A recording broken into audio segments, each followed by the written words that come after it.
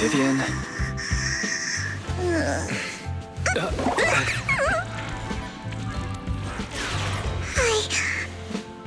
I didn't disturb your sleep, did I?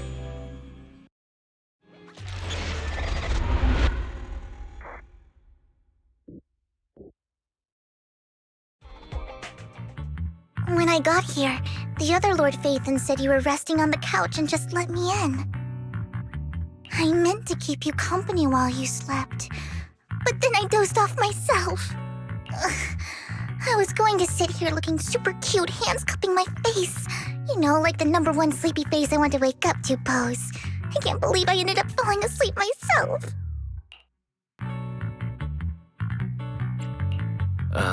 Vivian, are you sure you're awake? That sounded like sleep talk. I'm sure sleeping in that position couldn't have been comfortable either. No, Lord Phaethon. I was just worried that I had disturbed your rest. Just being able to see you sleeping peacefully is already the highlight of my day. No, my entire month. Though it is a bit late, but... Good morning, Lord Phaethon. You're here super early today, Vivian. Is there something urgent? Mockingbird's death has stirred up quite the storm. I took some time to gather intel. It seems someone deliberately leaked the story that Hugo is an illegitimate child of the Ravenlock family. But I haven't found the source yet. Could it be Hugo's uncle, Hartman? Maybe he's trying to turn people against Hugo and Mockingbird by playing the illegitimate child card. I suspected that too. He could be using Hugo's background to make people believe Mockingbird is just another Top's pawn. To the upper class, Mockingbird may be insignificant, but it has a loyal following among regular folks. But after some digging, I was surprised to find that the public isn't turning on Hugo. They're actually starting to see him in a better light. Some people feel bad for him. Some relate to his struggles. And Hartman's the one getting all the heat. Public outcry against Hartman is growing, with many believing he murdered Hugo for his own selfish gain. Tops is hosting an industry summit this week, a responsibility usually handled by the Ravenlocks. But my sources tell me another family has taken over this year at the last minute. If I'm not mistaken, Tops is intentionally keeping its distance from the Ravenlock family due to the current public sentiment.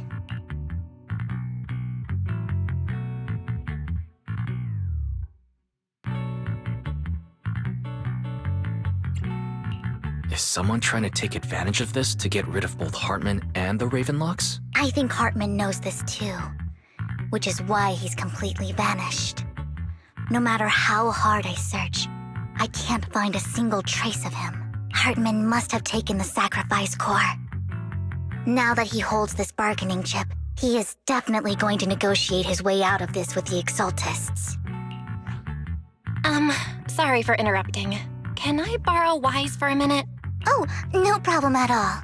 I'm sure you have important faith in matters to discuss. Take your time. I'll just be waiting outside. Wait! Don't go outside, Oh, don't mind me, Lord Phaethon. I wanted to browse the videotapes anyway. I'll be right here. Just let me know when you're done. Thank goodness Vivian didn't walk out the main door. Lycon's been pacing around outside for like half an hour and scared off at least 5 customers. He's stressing over what he did to Hugo in front of Vivian. But he really needs to talk to us. Maybe you should go speak with him first? Sure, I'll go talk to him. At the end of the day, we're all after the same enemy. As proxies, we should become the bridge between them.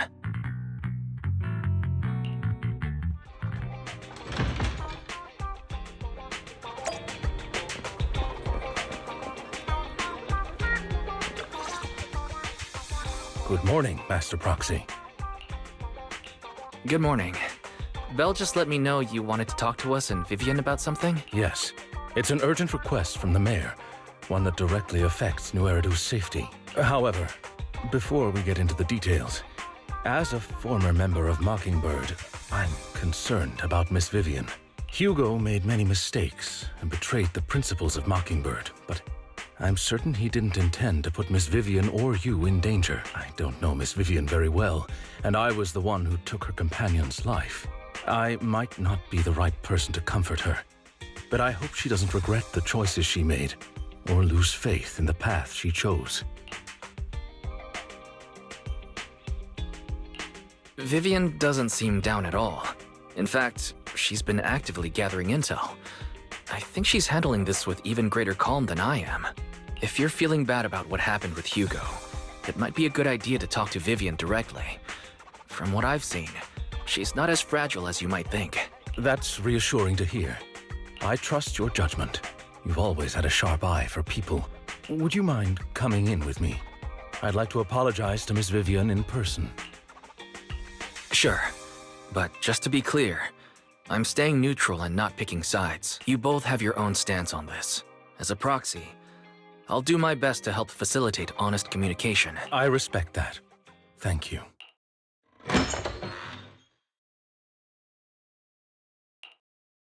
Miss Vivian, I'm very sorry about Hugo. You don't have to explain anything. I'm also part of Mockingbird.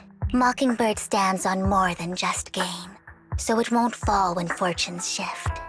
Hugo had his fixations and ambitions. I also have things I must see through. I'm determined to get to the bottom of the Exaltists and the sacrifices. Miss Vivian, as a former member of Mockingbird, you have my deepest respect. You have my word, whatever comes next. I would never harm you or Master Proxy. As for Hugo, please, accept my condolences. Condolences? That's not necessary. Mockingbird has plenty of tricks up its sleeves. This isn't the kind of act that ends so easily. Wouldn't you agree? You're right. I'm glad you guys are on the same page, but why do I feel like I'm being left in the dark? Master Proxy, I believe we all share the same goal. Uncover the truth of the Exaltists and the sacrifices. The Mayor has tasked me with inviting you to take on this mission, and hopes we can work together moving forward. If the Mayor wants to work with us, I trust he will demonstrate his sincerity and kind. Mockingbird will not serve as a pawn for the powerful. That will never change. Of course. While the Mayor cannot handle this personally, he will make sure we have all the intel and support we need. Miss Vivian, I know you have your own intelligence network, but for some high-profile shady dealings, perhaps the Mayor can provide you a different perspective. Please, take your time to discuss. If you're open to collaborating, I'll set up a call with the Mayor so he can speak with you both directly. Belle, Vivian, and I need to think this through carefully with everything at stake. It's not a decision we can make lightly. Of course, I completely understand. When you've made up your minds, you can find me at the Ballet Twins.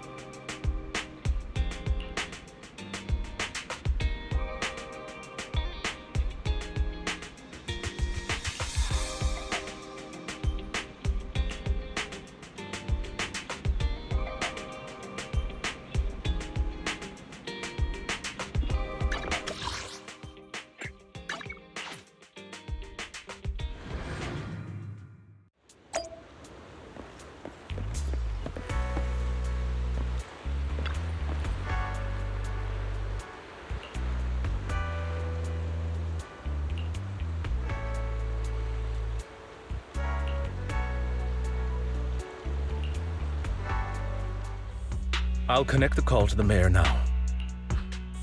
My dear friends, I'm glad you're willing to keep working with me. I'm truly sorry about what happened to Mr. Hugo Vlad.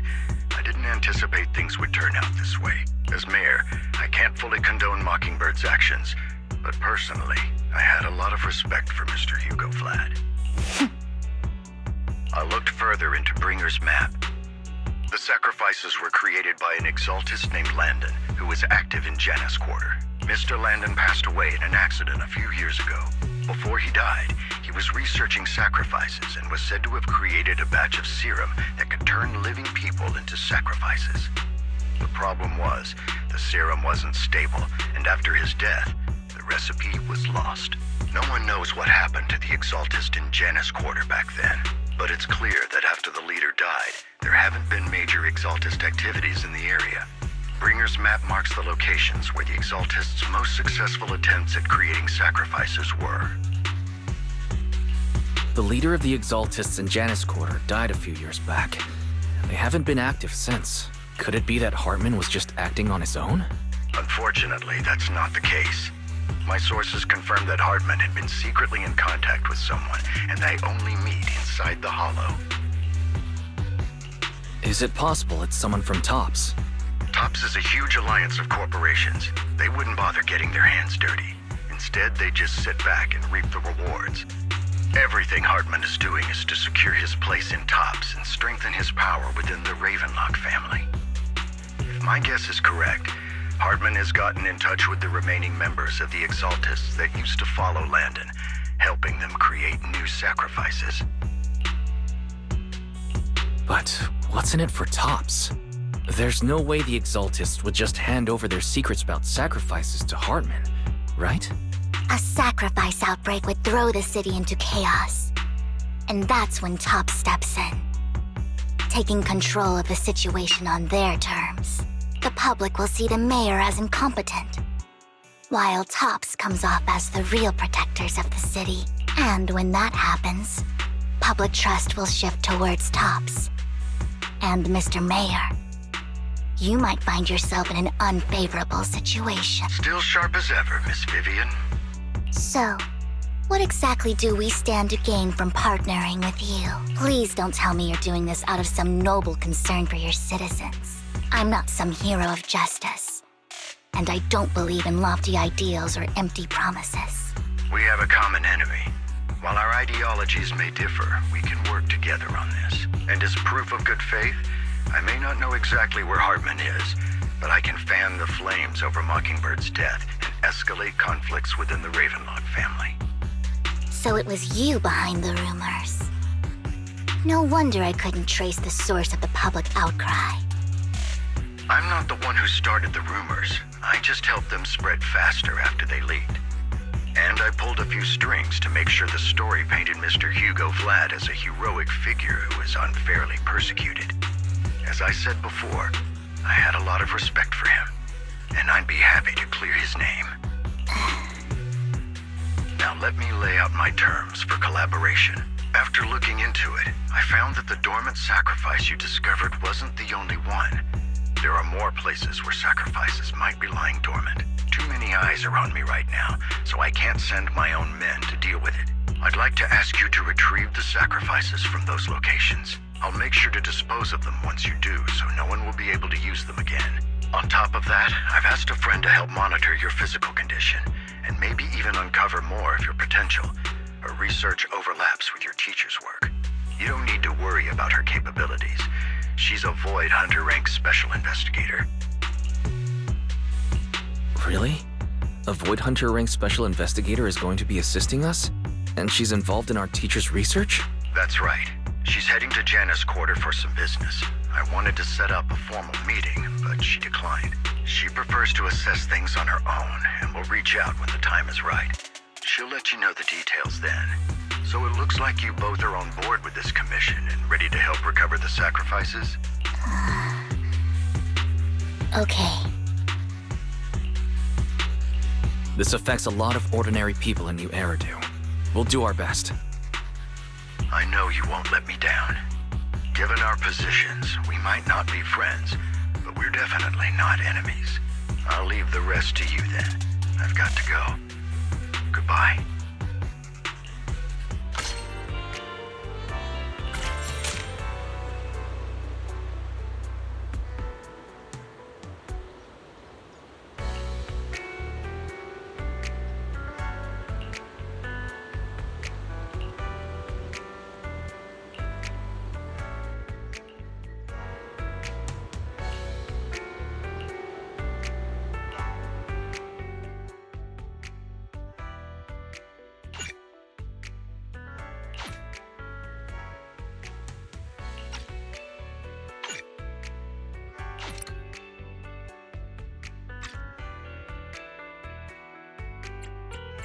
Lord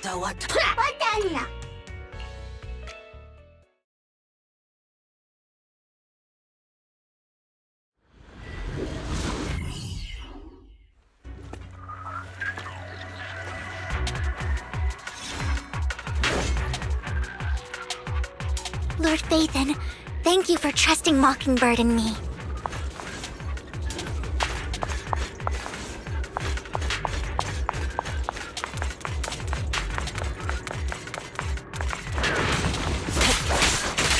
Roger.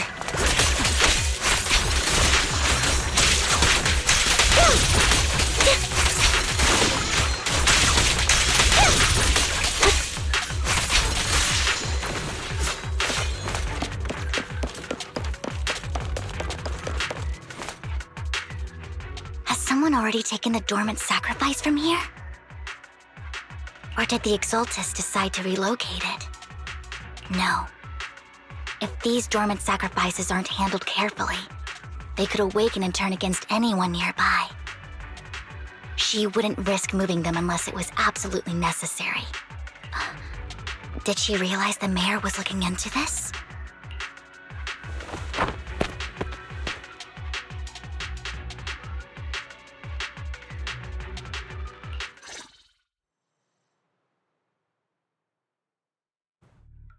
Did Hartman just make up this intel to get a shot working with us at Tops? I've been walking around forever and haven't found a thing. The Ravenlocks have always been a shady bunch. No surprise they've gone downhill over the years. I heard they were pretty loaded back in the day. What kind of business did they run? No clue. On the surface, their businesses seemed legit, but who knows what was happening behind the curtain. Probably something with the sacrifices. I mean, how else would he know about the dormant ones left around here for years? And he was so sure that even if those original sacrifices didn't work out, he had a backup plan. Backup plan? What could that be? Well, that's beyond me. I just happened to overhear something while I was next to Mr. Edmund one day. What's Tops planning to do with all these sacrifices, huh? For research? Do you think we'll ever have a normal life in the Hollows? Don't ask questions you shouldn't be asking. All right. There's nothing here anyway. Let's leave the Hollow and report back on what we found. And we'll make it just in time to clock out for the fieldwork shift. Let's get out of here first.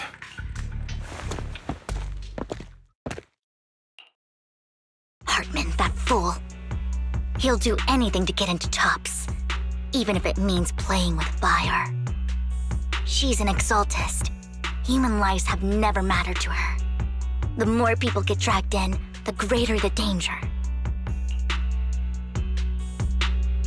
Vivian, you seem a bit frazzled. Who's this she you keep bringing up?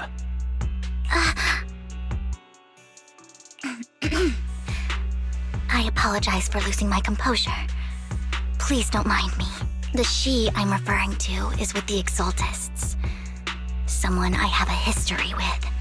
That's why the moment I heard about the sacrifices, I felt compelled to uncover the truth. I never meant to hide anything from you. It's just that, for me, the Exaltists bring back painful memories. And I'm not ready to face them yet. So, Lord Phaethon, please give me a little more time. Once I've gathered my thoughts, I promise I'll tell you everything.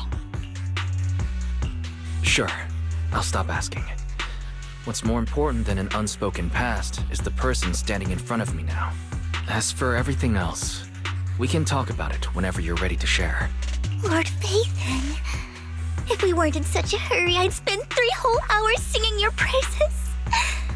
I'll make note of this and make sure to get it done before bedtime. First things first, let's track down those dormant sacrifices. The Exaltists have probably realized someone's after them by now. I wish we knew what Hartman's backup plan is.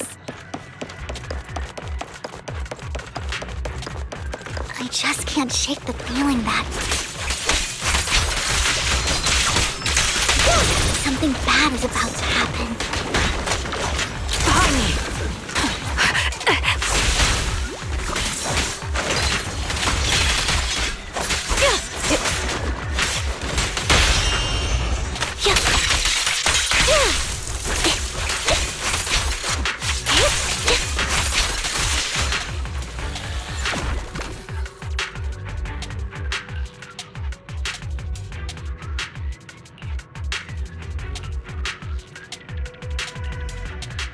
Hugo may have done terrible things, but he had his reasons.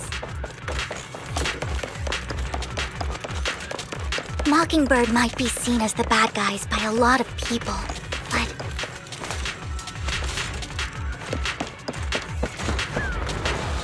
ironically, joining Mockingbird is what put me on the right path.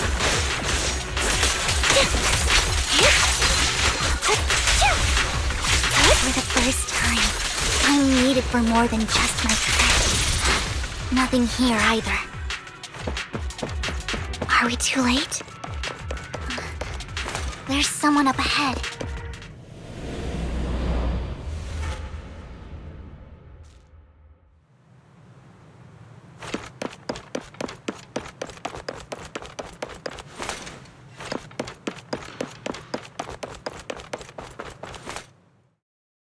I knew it was you, Vivian. Camille, what are you doing here, sis? Are you destroying the dormant sacrifice? Vivian, don't call me sis. I'm not your sister. Are you trying to stop the Exaltists? I never left the Exaltists. You know what Landon did back then! Lord Landon did it for the Creator. His methods may have been extreme, but they were necessary. Back then, you walked away. You should do the same now. We didn't meet today. Take your friends and leave. What's wrong? Are you being forced into this? I can help you. Help me? Like how you helped her? Vivian, you're crying. You see me, don't you? No, You haven't changed a bit, Vivian. No need to hide your tears. I know exactly what's ahead for me. You've made your choice. And I've made mine. One last piece of advice. Stay out of this. She loathes you. I won't tell her we met today. Don't show yourself around us again. Camille!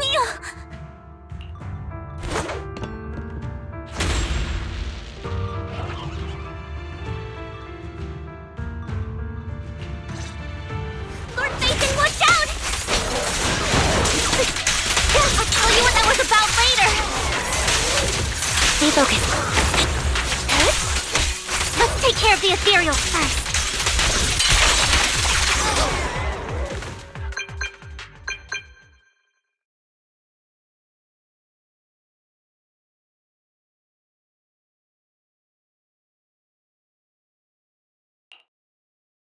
You've been gone forever. Did you run into any trouble? We searched the coordinates the mayor provided. Most of them were already empty. No dormant sacrifices. Camille, the Exaltists have been actively destroying the dormant sacrifices. Why would the Exaltists go after the sacrifices? I saw it too, but I can't figure out why the Exaltists would do this. And one of them is someone I once knew. I thought she would leave the Exaltists after Landon's death, but she stayed. Wait, what did I miss? Why do you know so much about the Exaltists, Vivian? When I was a child, I stayed with the Exaltists for a while. Back then, Landon was one of the most respected figures among the Exaltists in this region. A lot happened, and after Landon died, I left. I can't turn a blind eye to the sacrifices. I know all too well how many lives have been lost bringing them into existence. Ever since I learned a sacrifice had appeared in Janus Quarter, I haven't been able to stop worrying. I won't let history repeat itself. That's why I asked Hugo to investigate, starting with the Sacrifice Corps. Vivian. Please stop. I'm not looking for comfort. I'm just recounting the story for you to understand the situation. We've got bigger things to focus on. But when I do need comforting, I'll come straight to you. I hope you'll make time for me, Lord Vathan. Just so you know, I'm not the easiest to console. Absolutely. If you're feeling down, we'll be here for you. Okay, Back to the matter at hand. That conversation between those two TOPS employees back in the Hollow is still bothering me. They said Hartman had a backup plan, and that got me thinking about some news that was quietly swept under the rug. Lately, there have been mining accidents in Ravenlock-controlled areas. Many workers have died. The families were paid off with huge settlements, way more than usual. No protests, no controversy, and the issue was buried. But considering the Ravenlock's financial position, why would they be so generous with payouts? That sounds sketchy. Do you think those accidents were faked? Precisely. I don't think those workers died in mining accidents.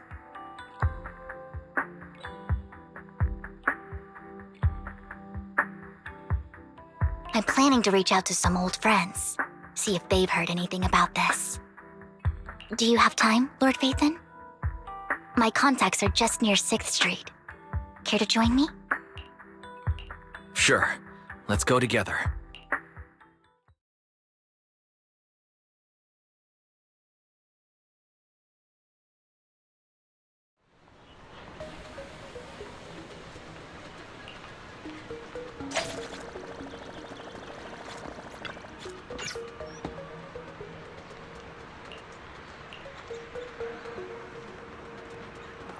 An old friend of mine said she has some new intel.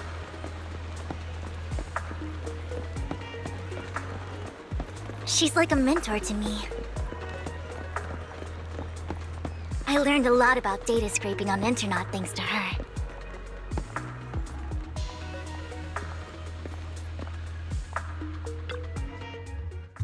Rain! Long time no see. Yeah, it's been a while. Rain? So you're the old friend Vivian was talking about. Yeah, Phaethon.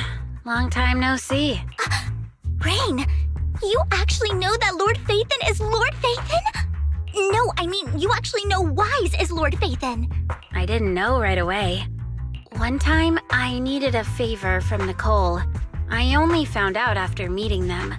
I mean, who would expect a legendary proxy to be running a video store for a living? Oh, by the way, your idol... Rain! Let's not bring up old stuff. Lord Phaethon wouldn't be interested in that. Why are you all tense?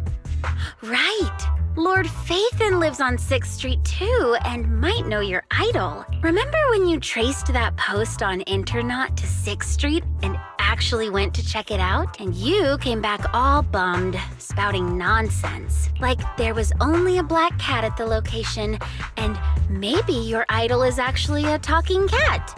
Or something like that.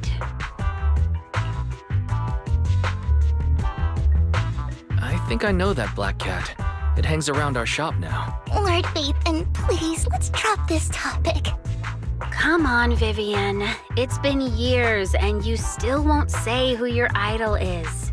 If you'd just let me, I'd have tracked them down ages ago. I get it. You want to find the person who's important to you on your own. But you've tried so hard already. It's okay to lean on me a little, you know. I'm sure your idol won't hold it against you. I shouldn't have come to see you. Huh? What's wrong? Rain, Vivian said you might have some intel for us. Should we get into that first? All right, let's get down to business. Here's something I'm pretty sure about. The Ravenlock family's claim that those missing workers died in an accident? Don't buy it. The last signal from those workers was near the Hollow, then communication went dark.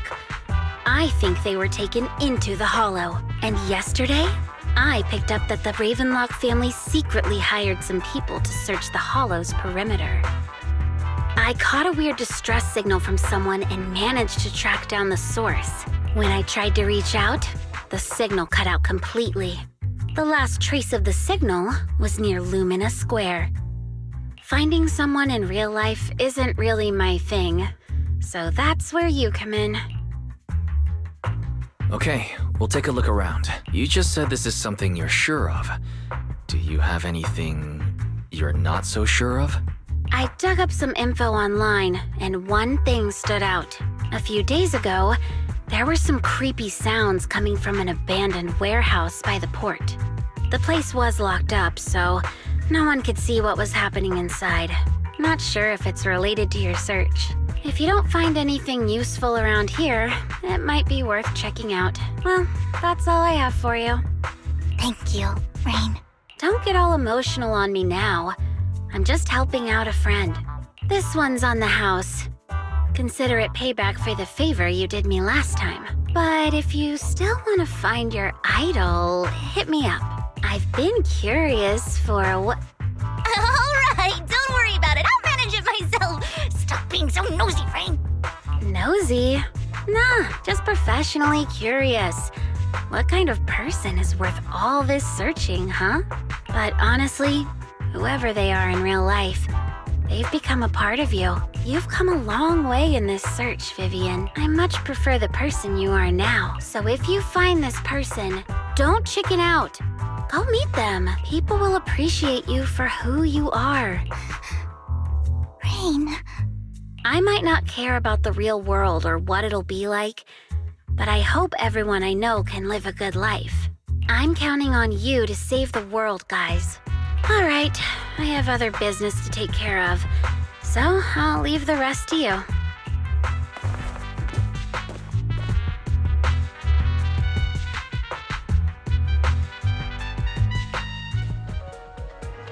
Lord Phaethon, please pay no mind to what Rain said.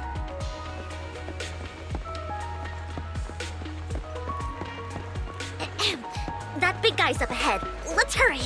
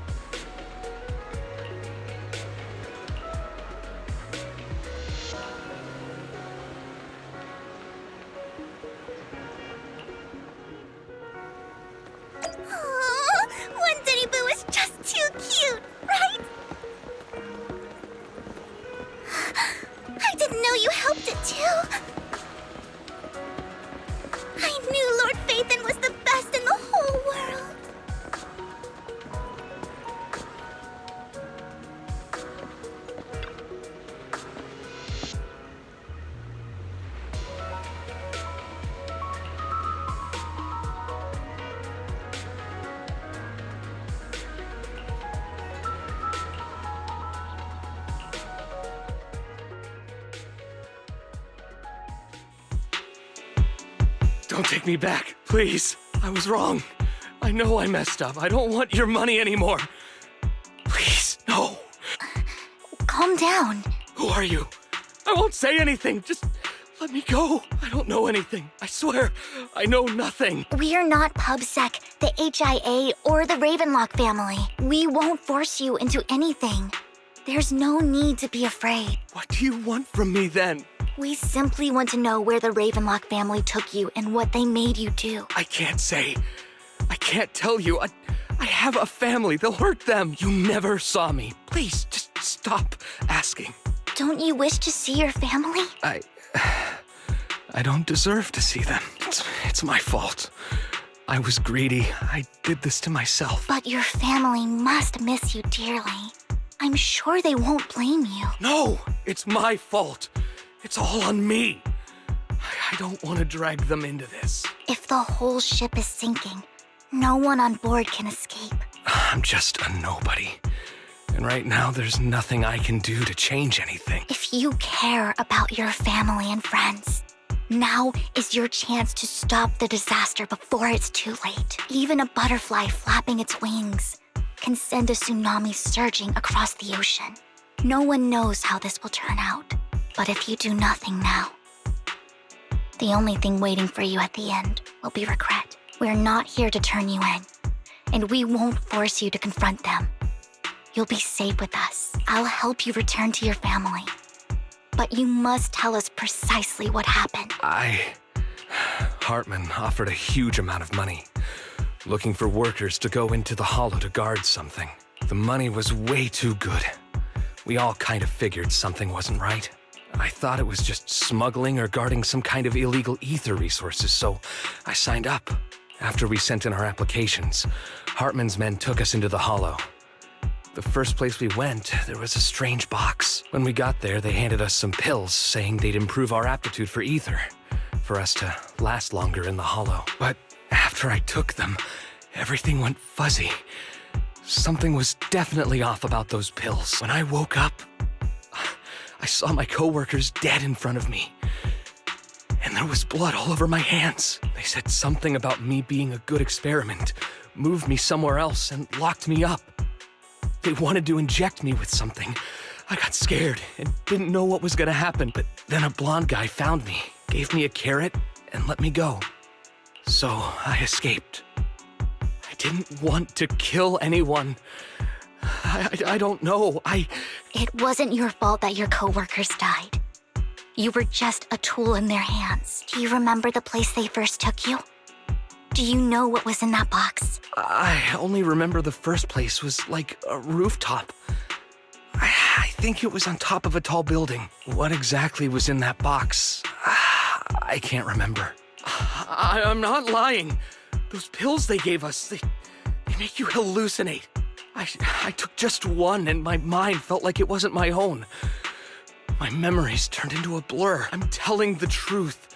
I'm not trying to run from my mistakes. I just really can't remember what happened. I know you're not lying. We'll arrange for your protection.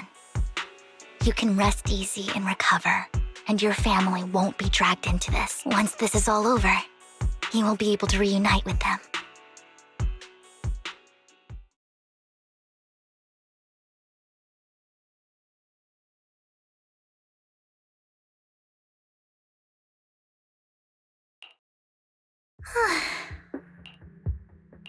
Sometimes I wonder if you've had some kind of special training, Vivian.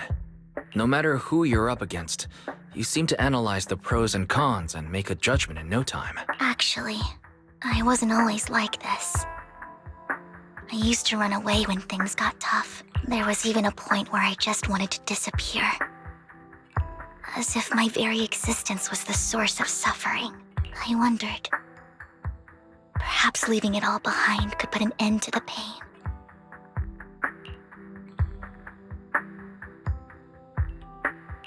It's hard to picture that. My first impression of you was pretty... assertive. Well, I was on a mission at the auction when we first met. And just as Rain said, I've come a long way from who I used to be.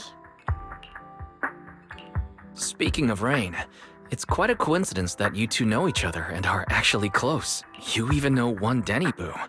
That surprised me. We might have crossed paths without even realizing it. Enough about me. Tell me more about you, Lord Phaethon. Where have you been? And what have you experienced? Looking back, it feels like I've been through a lot lately. Belle and I even lost our faith in account. It's a long story, starting with how the Cunning Hares took something from the Red Fang gang.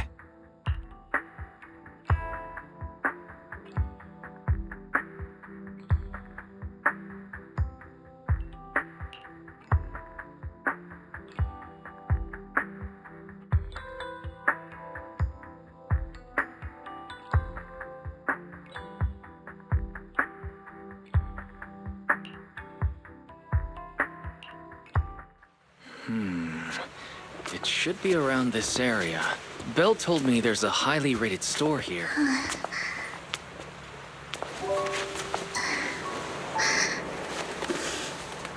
Lord Phaethon! What's wrong? I've seen that black cat on 6th Street. That harmonica in the outer ring you mentioned. I've heard it before, too. I've even been to the monument outside Hollow Zero. But none of that was a coincidence. It was me.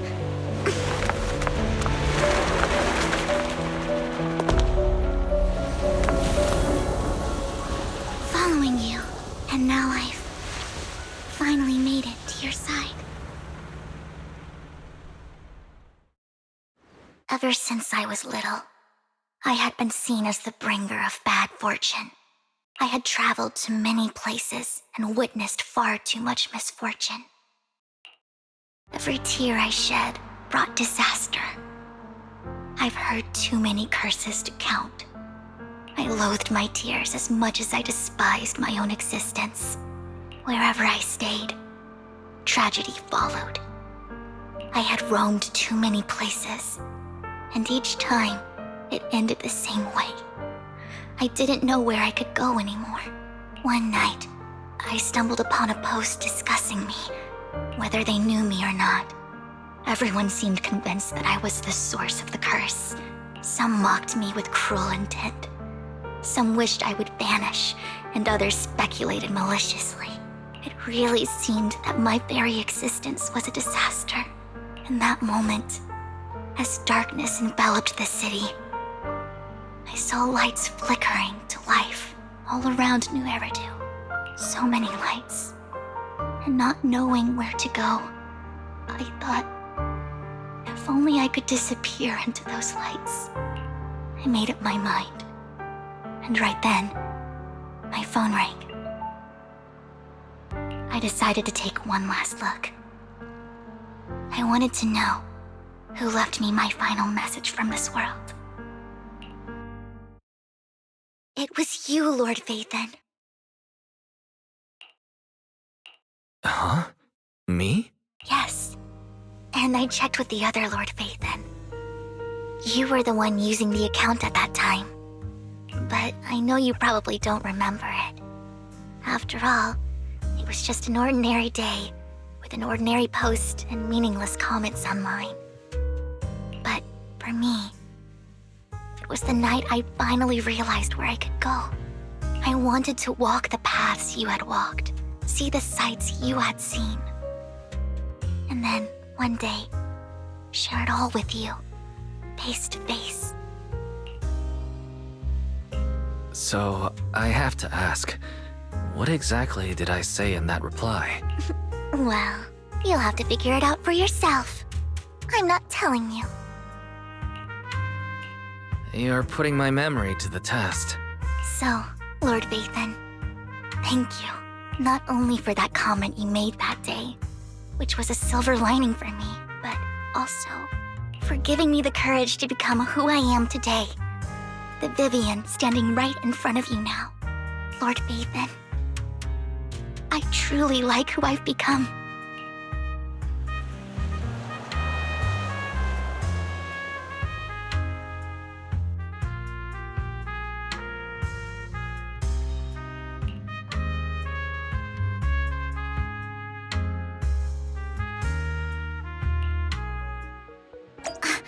Lycon just sent a message.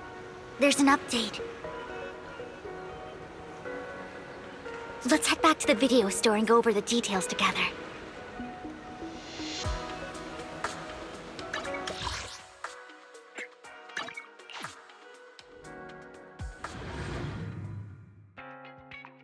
Wise, you're back.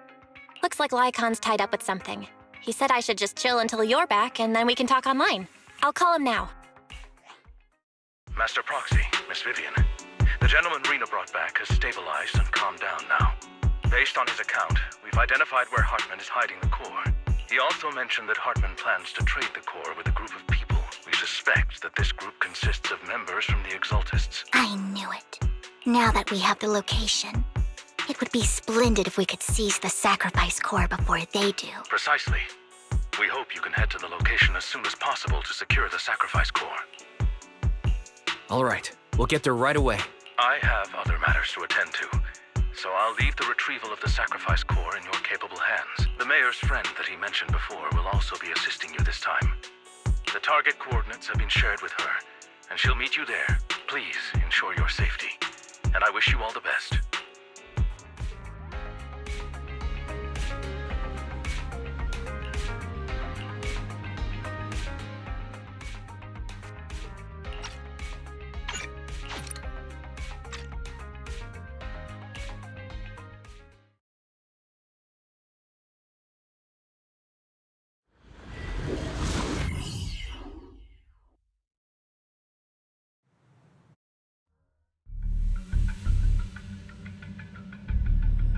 Where's the sacrifice core?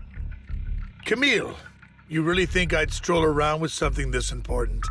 Plus, even though the Ravenlocks and the Exaltists have been working together for ages, I've hardly even met Lady Dina. I'm the one offering the sacrifice core here. I'm curious what Lady Dina's got lined up for me in return? I'm just here to verify that the core you mentioned is real. Once that's sorted, Lady Dina will give you a proper response. Our partnership isn't just talk. We need to be sure you have what we need before moving forward. Sure thing. I'll take you to where I keep the core. Once you verify it's legit, have Lady Dina come over. We'll lay everything on the table face to face. All right, lead the way. It seems Hartman is trying to bargain for more. What a greedy and insatiable man. It's just that... why would they only send Camille for something as important as the sacrifice core? And I can't shake the feeling that Camille doesn't want Hartman and Dina to meet. Why is that? So this Dina they were talking about, is she the leader of the Exaltists? Kind of. Lord Phaethon, I really think we should hurry. We must get to where Hartman keeps the core before anyone else does. I've mapped out a shorter route, but there will be ethereals along the way. I'll leave the fighting to you, Vivian. Don't worry, Lord Phaethon. You're in capable hands. I'll ensure your safety.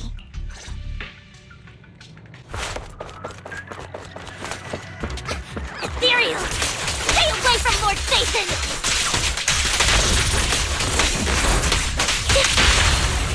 You're up.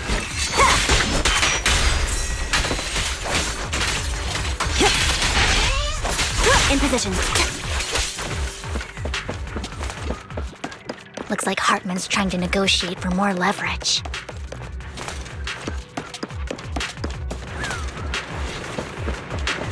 Let's get out of here before we're spotted. Let's keep moving, Lord Phaethon.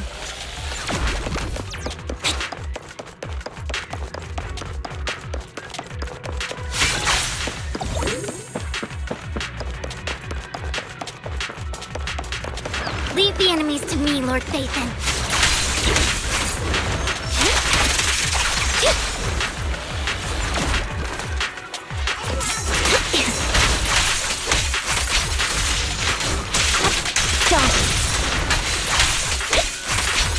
They're still over there. Looks like they're arguing.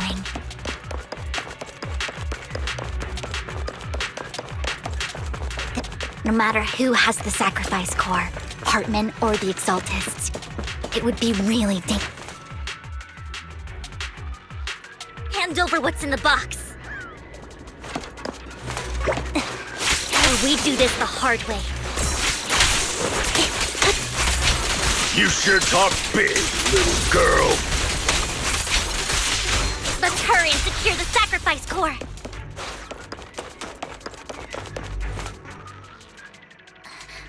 Lord Vathan, the box is empty. So Hartman never kept the core here to begin with? How did you even find your way here? Where's the core in the box? What did you do with it?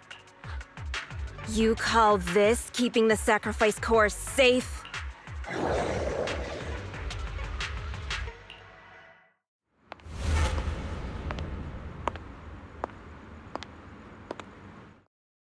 Vivian, it's been ages. Dina! Oh my, you actually remember me. So sweet. Look at you, thriving. I thought you'd totally forgotten about our past. So, tell me, do you ever dream about the people you've killed? Are they crying in your head all night? Back then, I had no idea. You had no idea? While you were soaking up all that love from your daddy and everyone else, you had no idea what was going on? I wasn't. Lady Dina, Miss Vivian didn't actually... Camille, when did I say you could meet up with Hartman today? I just wanted to make sure the sacrifice core is legit. I was worried Hartman might try to pull a fast one on us. Really? So loyal. I thought you'd be more like the old days. Just a few words from Vivian, and you'd be plotting my demise. Just like what you did with Father. I won't, Lady Dina. Don't even think about betraying me, Camille. You owe me for what went down back then. However, I do understand your worries. This core, it's fake. No way! I got this straight from Hugo. It can't be fake. How can you just claim it's fake without any proof? Ugh, seriously.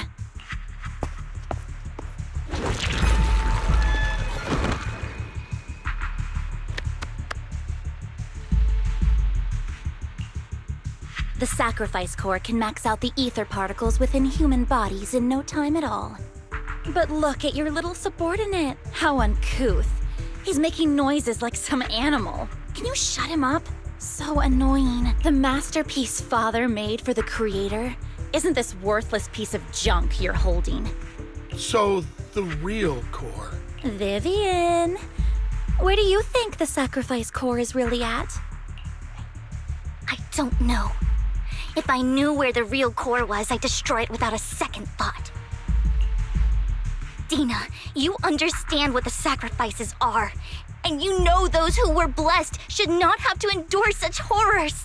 Oh, they shouldn't have suffered those horrors. Weren't you the one who decided if they'd be blessed or not?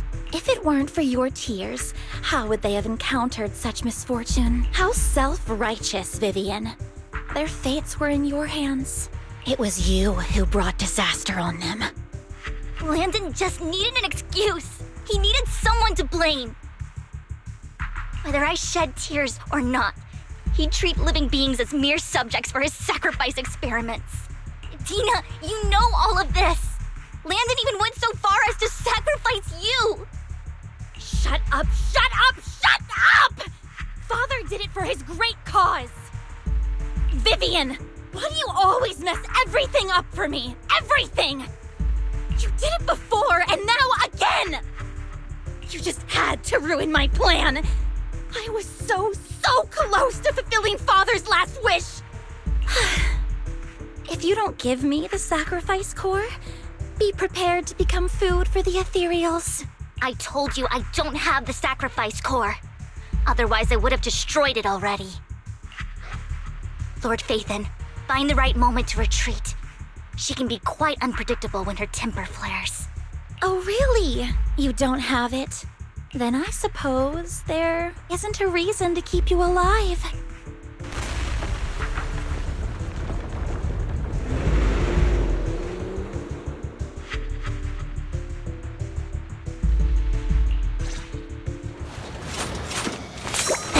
More ethereals are coming.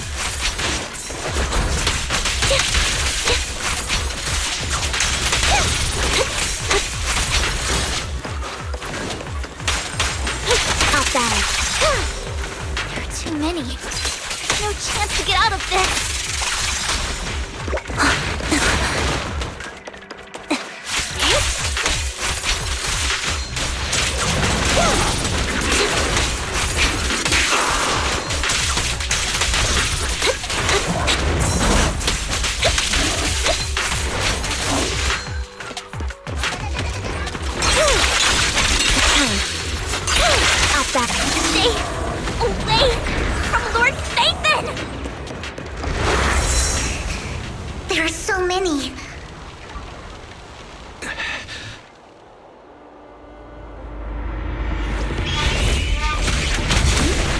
It's ink?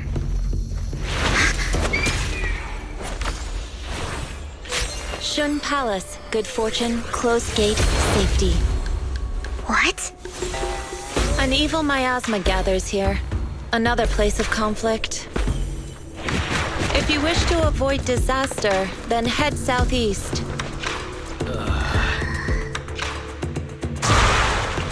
Now! Thank you.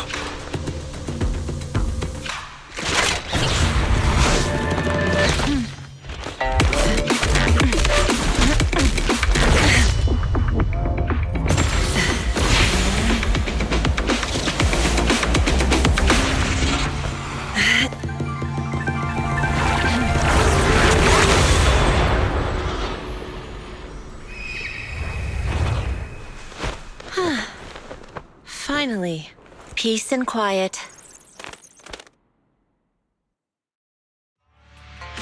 You must be wise, right?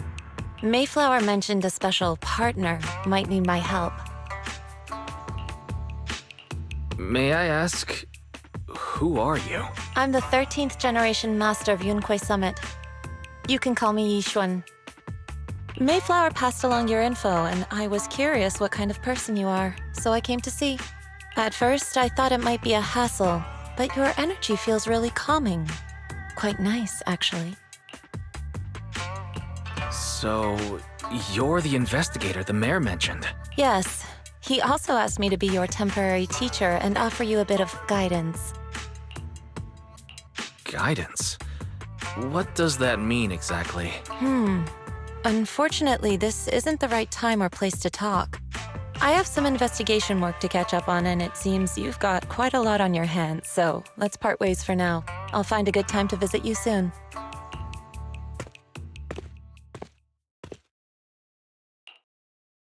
I'm so sorry, Lord Vathan. I'm just not feeling very well. I think I'll head back for now. I'll investigate the sacrifice core and reach out once I find something. You don't look so great. Let's get out of here and figure things out later.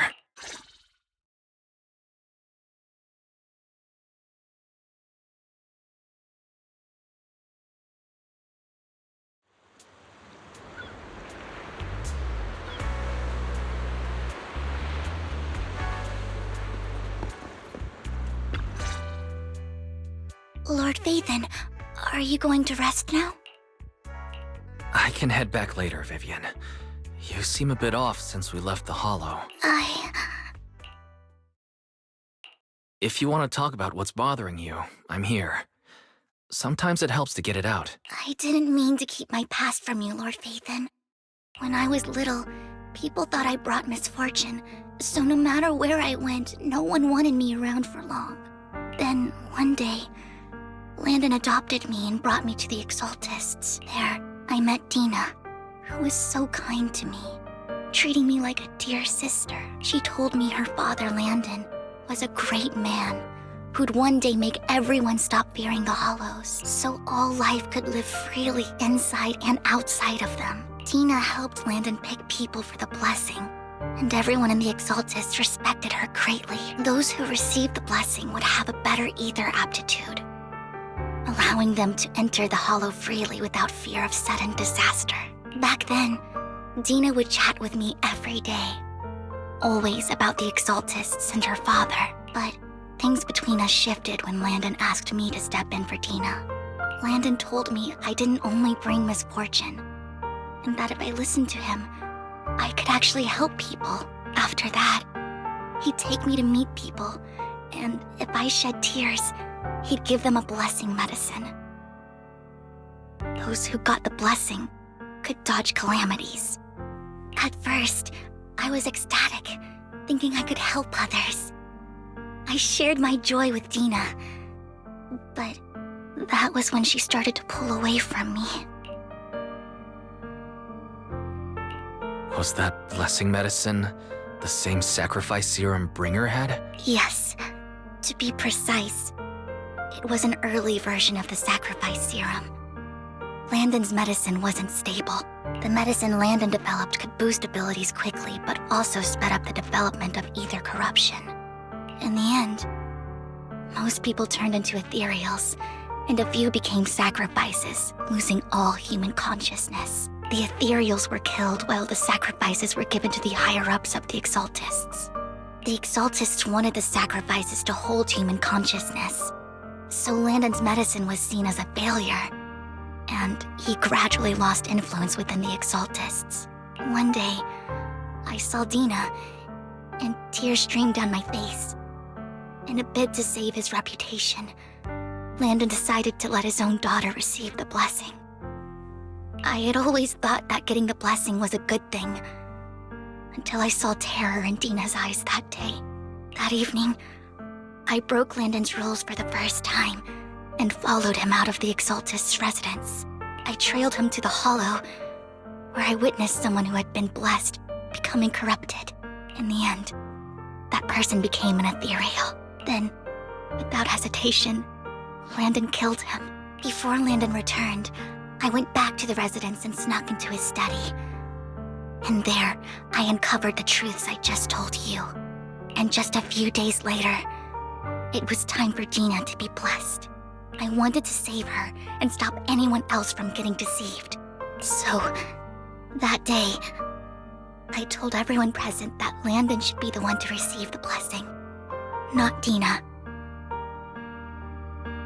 At first, Landon argued, and no one believed me. But in front of them all, I looked at him and let my tears fall.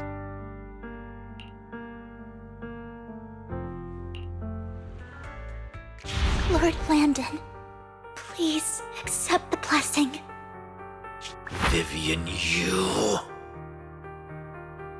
Why won't you accept the blessing? Were you lying to us?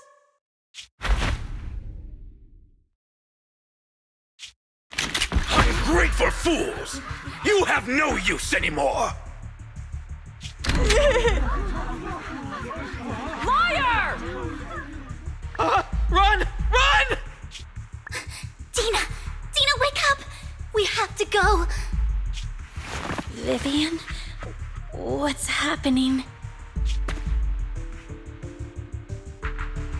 Listen to me! Lord Landon's so-called blessing isn't...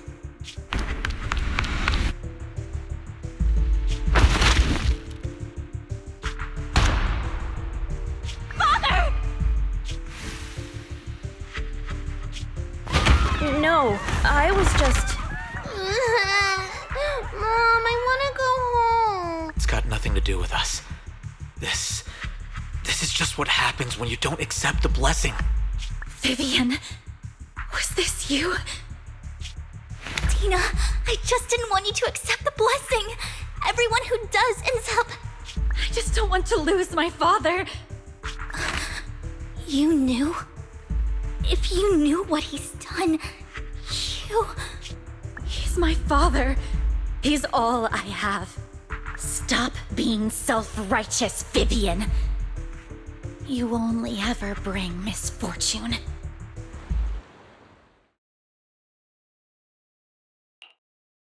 I thought once Landon was gone, Dina would leave the Exaltists. I never expected her to continue his research, or that Camille would stay. Camille lost her entire family in a hollow disaster, so she's always supported the Exaltists. She's not a bad person. She's just someone searching for hope. She joined the Exaltists very early on, and even watched Dina grow up. That day, she was just so desperate to save Dina that all these years, she's been following Dina, taking care of everything out of guilt, I think. But I didn't just fail to save Dina. I trapped her.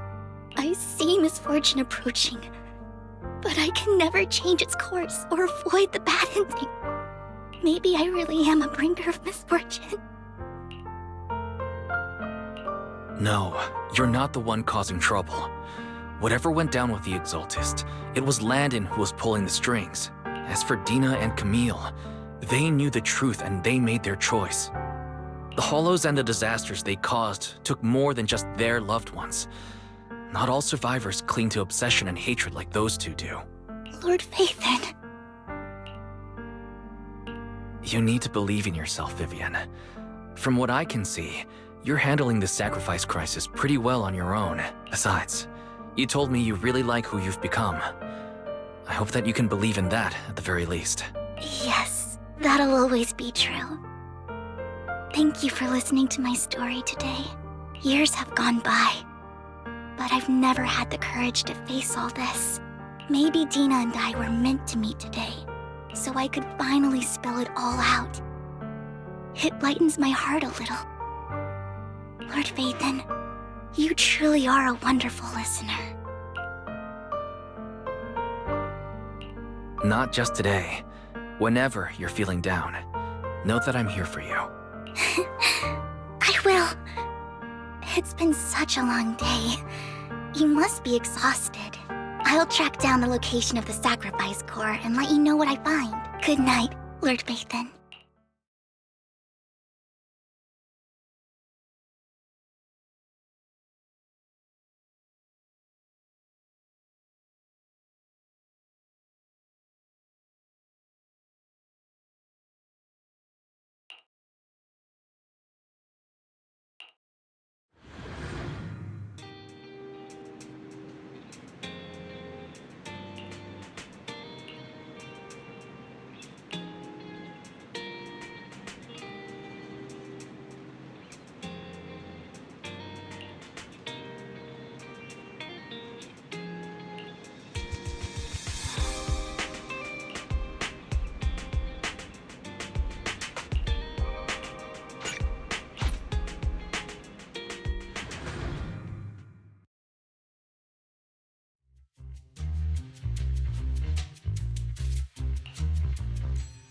Shul, I didn't expect you to be working here.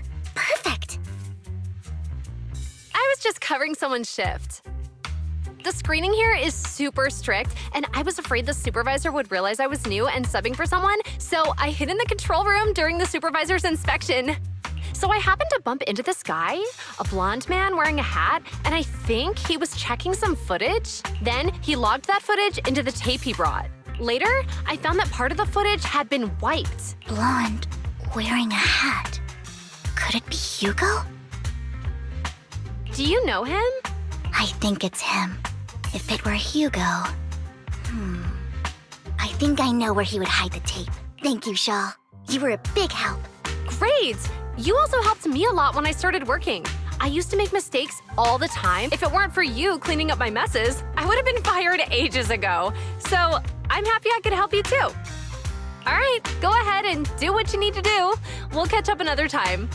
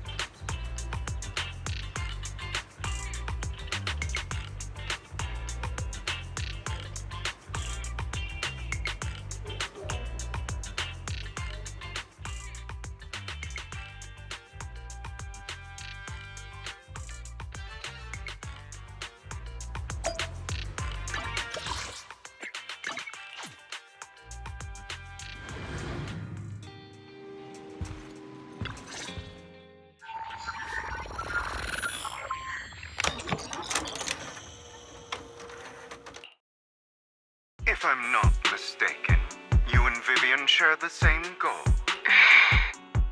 Silence is no good for negotiation. I just don't want Dina to reach a point of no return. Hasn't she already reached that point with what she's doing?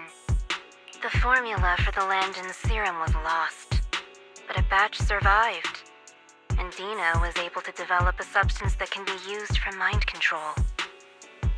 She's trying to combine the two to make sacrifices that would obey human commands. If the dormant sacrifice and the remaining Landon serum are destroyed, we can put an end to this. Dina's concoction can't create sacrifices on its own. And the sacrifice core? That belongs to the creator, not her. Although I find Landon's methods despicable, I can't deny that the Exaltists and the Creator are leading us in the right direction. I just don't want Dina to spend her life trapped by her father's mistakes. I mean, no offense, but I find your protectiveness rather weird. I will confirm the location of the dormant sacrifice and find the chance to relay the information to you. I do not want any of my people to be going into danger. As for the sacrifice core, I can only guarantee that it will not fall into her hands. As for how things will ultimately play out, the Creator will guide me.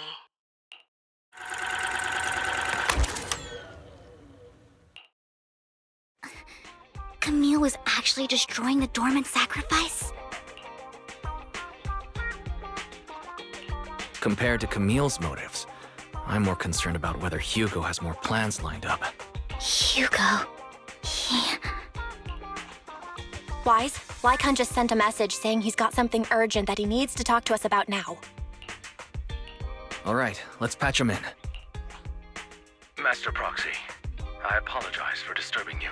We have just learned that the Ravenlock family will host a banquet tonight. This banquet is rather special, as they're allowing members of their family to invite business partners to attend. With Hartman at the center of controversy, there are many members of the family who are eager to use this opportunity to replace him. The mayor has been spreading rumors of a young tycoon who inherited a sizable fortune and is looking to partner with a person from an old and influential family. This information has lured a young man named Burton from the Ravenlock family. So, you want me to pose as this tycoon and use Burton to infiltrate the banquet? Correct. And Hartman's study is also located within the venue. I see. Hartman's study might hold valuable information. It seems like there's nothing left for me to do. You can attend as her +1. +1? Lord Phaethon, please go with me! Master Proxy, it seems Miss Vivian requires your presence, so... Yes, just your presence will help me immensely! Sure. If we go together, we'll be able to keep an eye out for each other. I'll accompany Vivian. I'll send you the time and place for the meeting with Burton. If you encounter any danger, please evacuate immediately or contact me for backup. I hope everything goes well for you tonight.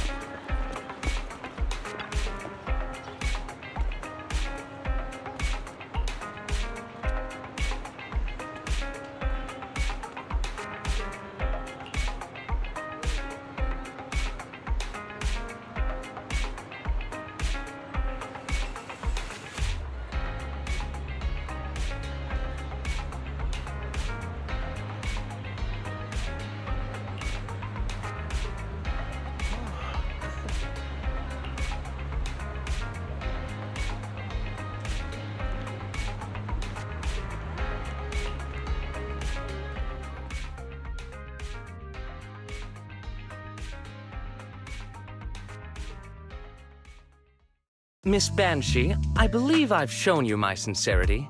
Now how about you? Sincerity? My presence here is a show of sincerity. If we're to work together, Miss Banshee, you should drop your pretentious act. I am well aware of the ways of the Ravenlock family.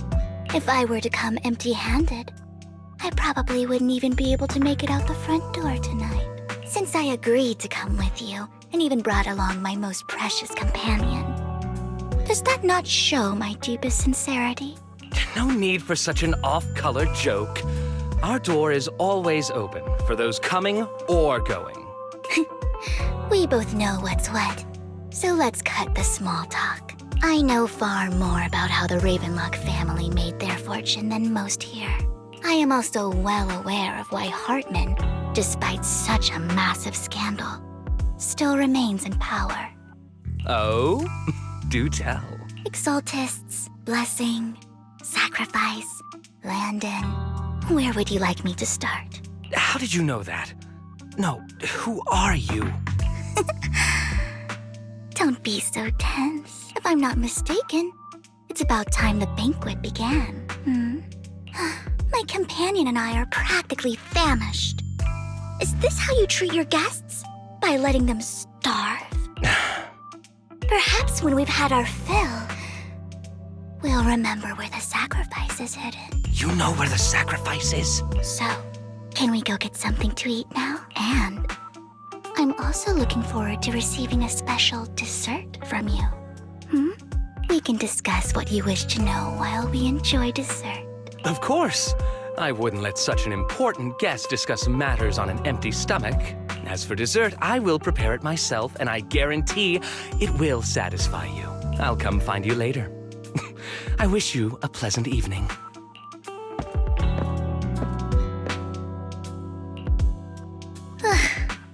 These kinds of people are exhausting to deal with. I really don't know how Hugo used to put up with it.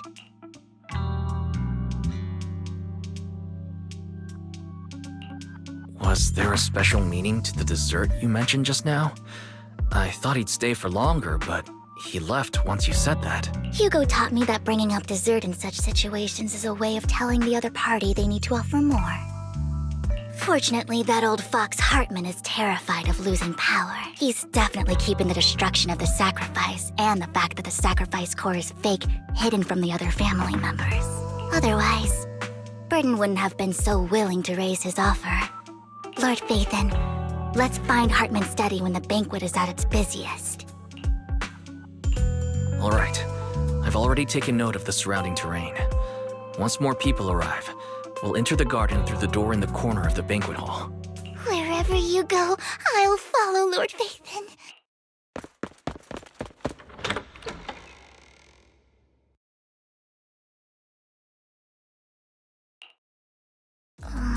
Isn't this going a bit too well?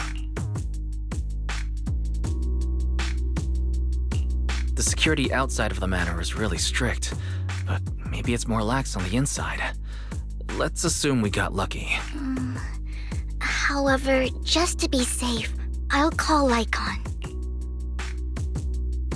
Let's check Hartman's recent correspondences for clues. I still have concerns about the sacrifice core. Right. Though the core he gave Dina was fake, Hartman might have left a trick up his sleeve and hid the real one. Then let's split up.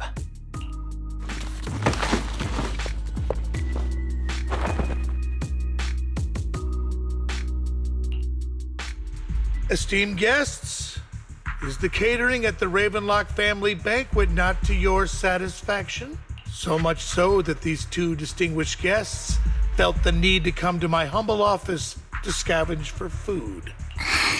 Don't want to come out? Well, after all, you don't have long left. Burton, that greedy idiot, fell for the mayor's trap. But I never expected that he would bring you into my territory. I suppose I should thank him. Otherwise, I would have had to go to great lengths to eliminate you. Vivian, Phaethon, give Hugo my regard. Tell him I shall be taking the wealth and power of the Ravenlock family for myself.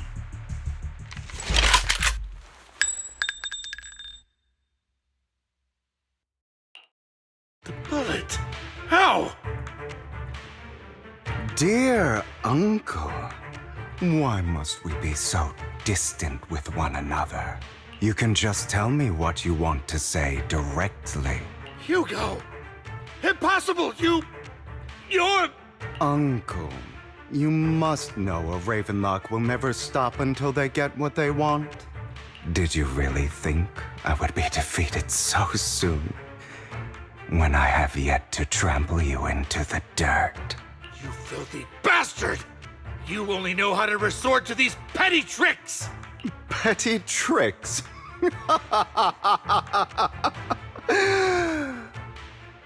Perhaps you'd like to know what I managed to accomplish using this faked death of mine, my dear uncle.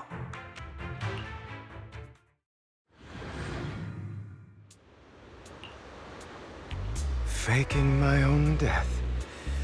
Hope it's all worth the theatrics in the end.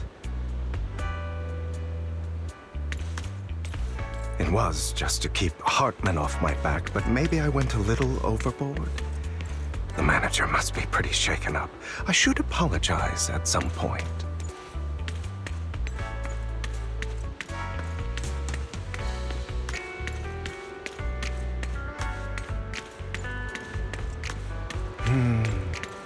Guess I'll also bring Lycon along.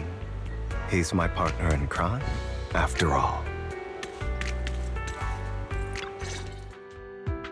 You're taking longer to rest than I expected. Lycon, you think too highly of my physical capabilities. Well, thank you for your cooperation. I must say, if nothing else, at least your acting skills have improved. Why do you look so angry? You should be happy. We pulled that off together with flawless teamwork and managed to fool everyone. Drop your foolish facade. I'm glad you still remember the code we set all those years ago. And thank you for ensuring your sleight of hand didn't deteriorate. Oh, right. I should also thank the blood bag hidden in my clothes and our other props. Do you remember when we last used this trick? It was probably ages ago. Sometimes I really don't understand you. Have you never thought about what the consequences would be if I didn't understand your code? If I decided against helping you? Or if I just couldn't control my strength properly? You'd understand it. Of course, if things really did go awry, I had alternative plans.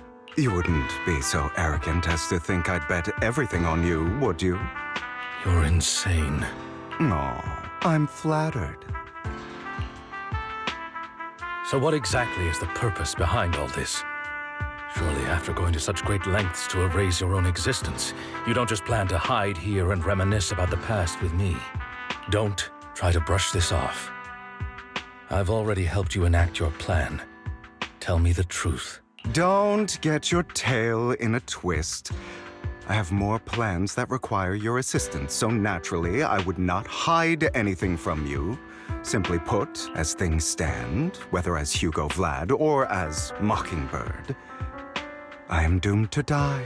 Seems you've made quite a few enemies. As a member of the Ravenlock family, I negotiated with Edmund and managed to obtain resources from Tops for my future plans. I also confirmed what attitude they held toward your master, the Mayflower family. Meanwhile, I used my identity in Mockingbird to strike a deal with Hartman and gather information on their collaboration with the remnants of the Exaltists. That's where I got my intel on what Bringer left. Oh, by the way, the crime declaration letter that your dear mayor received, that was also sent by yours truly. He's probably figured that out by now, right? Though I'm not sure if he told you. The mayor learned about the sacrifice attacks through his own means, but lacked an opportunity to take action. That warning letter was precisely what he needed. You aren't hopeless yet. How delightful. In short, I'm more well-informed than your lot because I get around, dealing with all these different important figures. But of course, it comes at a cost. It's only fair. After all, you can't hide the smoke from a wildfire. Rather than trying to carefully tame it and risk setting yourself alight, it's better to let it burn free.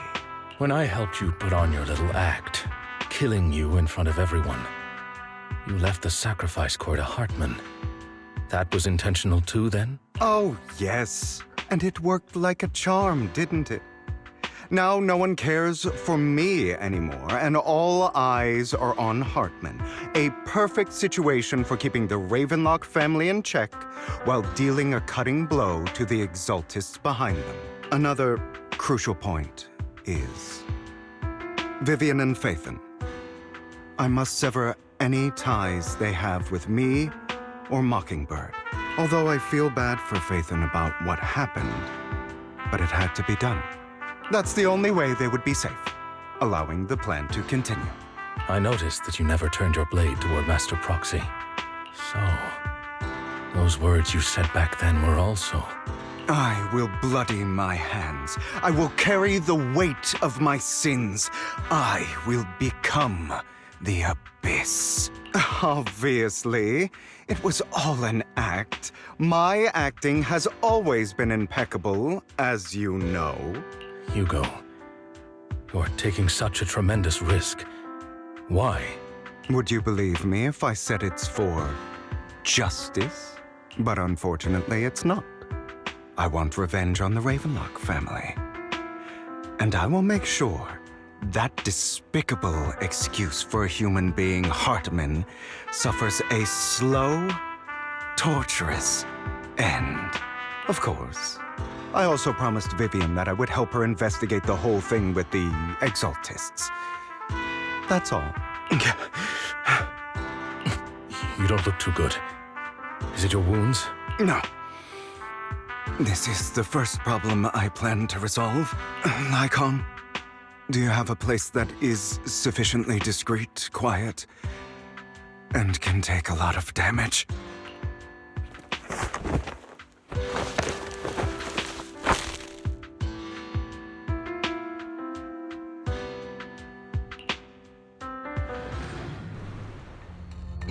What exactly are you doing? Don't look at me like that. If I didn't have to do this, I wouldn't. Hartman recently obtained a bizarre substance, most likely from those crazy Exaltists. After use, it allows control of the victim's mind. To some extent. You were dosed with it? To be more precise, Lycon, I deliberately allowed Hartman to put this drug in my cup to facilitate our previous collaboration.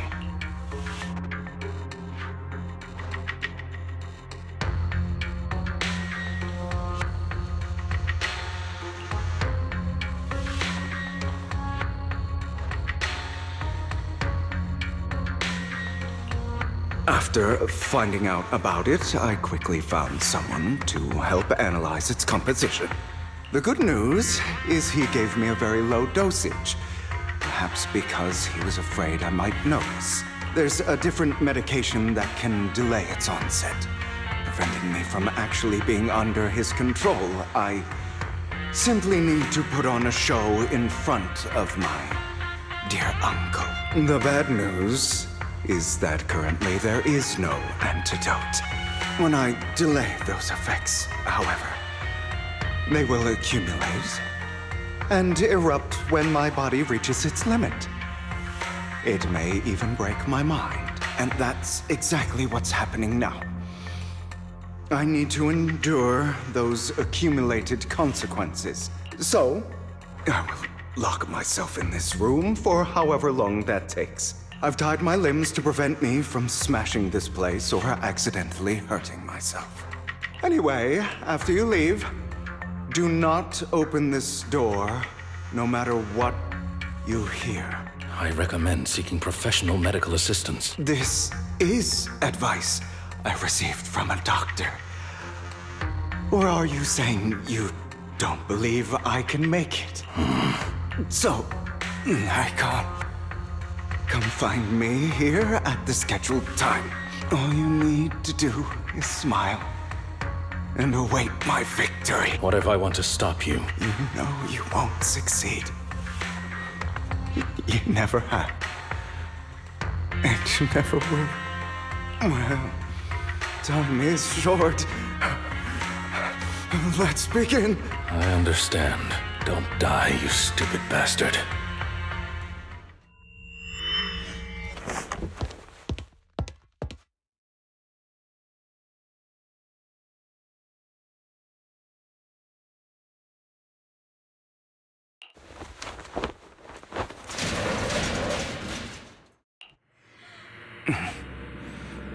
Is this because the side effects haven't worn off yet?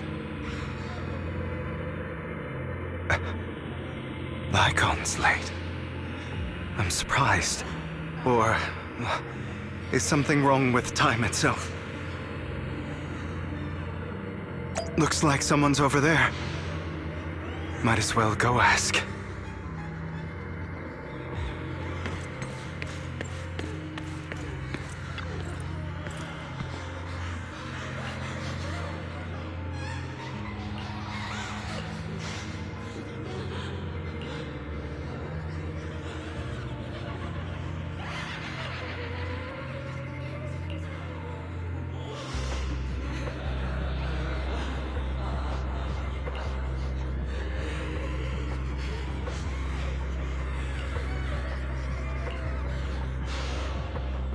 It's all your fault!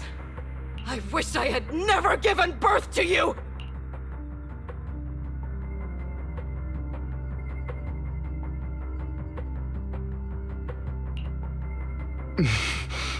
Oh, everything will get better if you just die, right? If you die, he'll come back.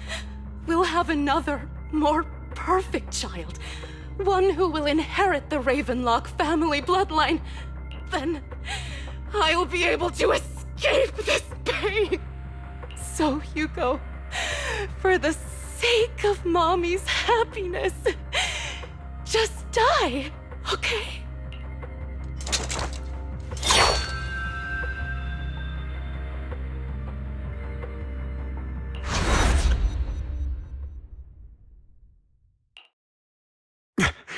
So, I wasn't awake yet after all.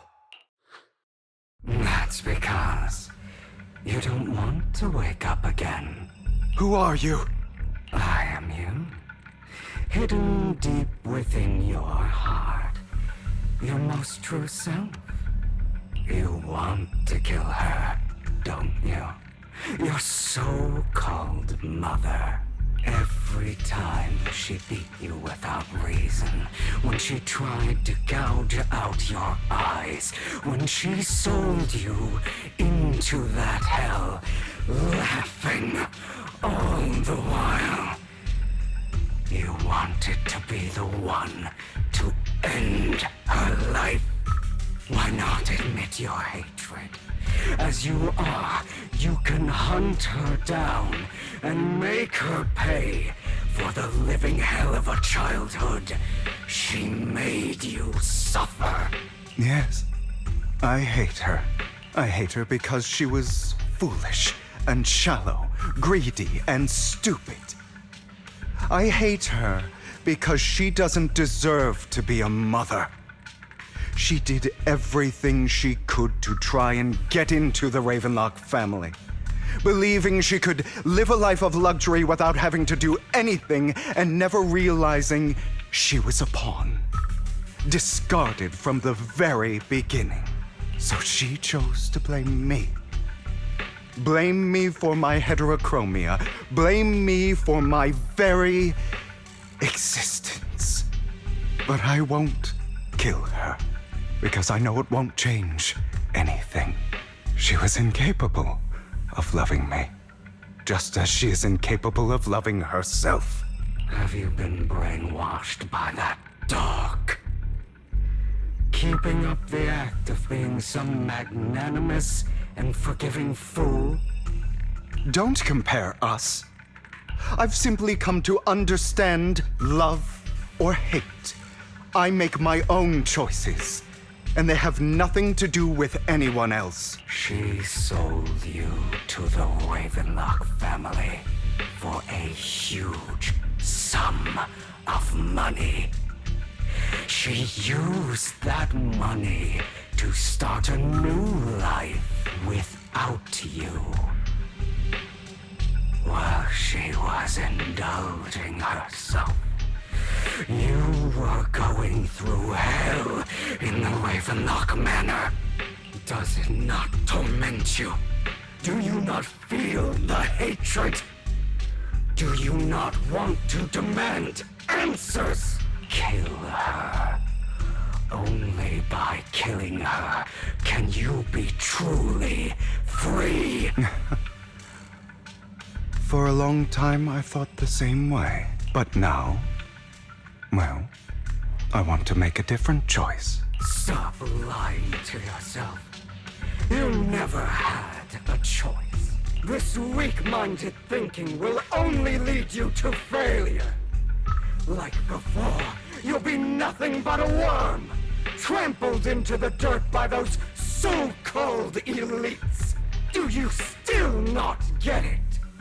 This is how the world is, and always has been. Hesitate and you'll be the victim.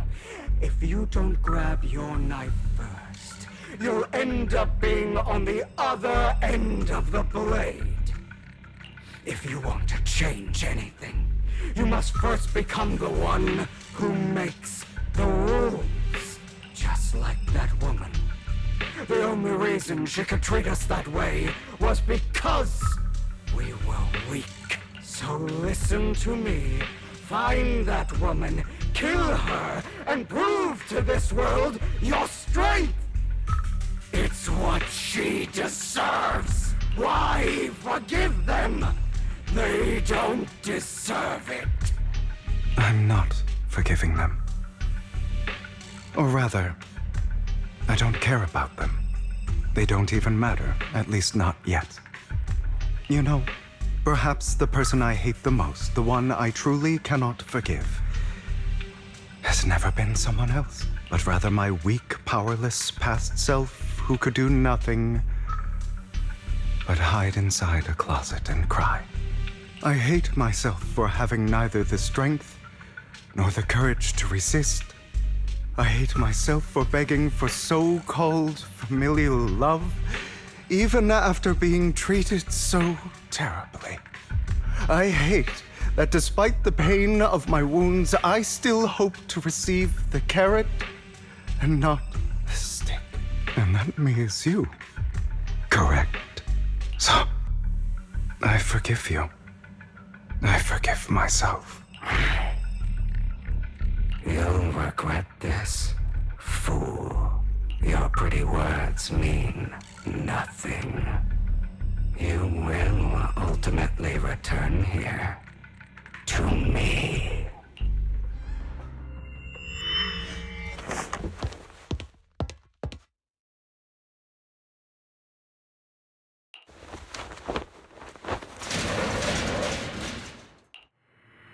I see. This is still an illusion. I wonder who's going to show up this time.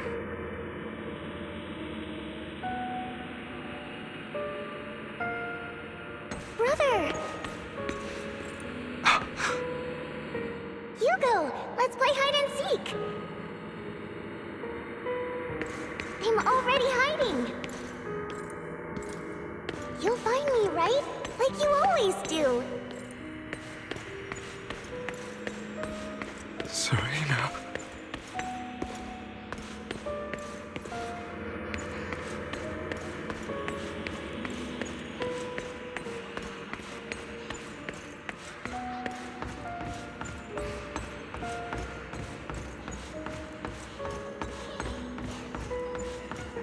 You're looking in the wrong place. I found an even better hiding spot this time. Harder to find than any place you showed me.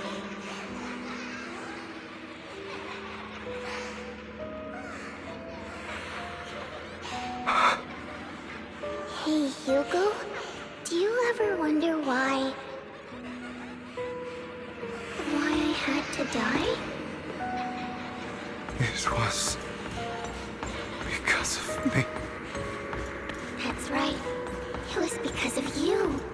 It's all your fault. If only you didn't exist, I wouldn't have had to suffer.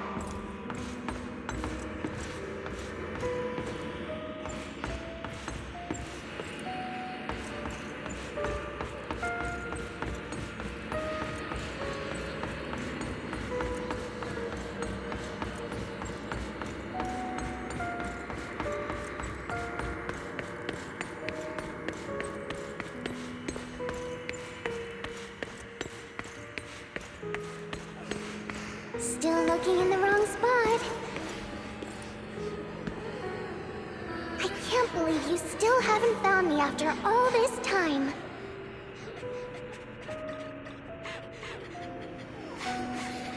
Have you forgotten about me?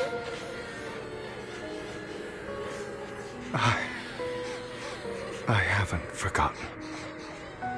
It's okay. I'll forgive you. I'll still be nice to you, just like before.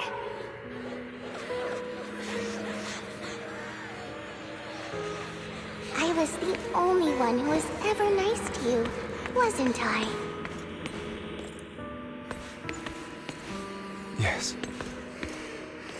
Then tell me, why do good people always suffer?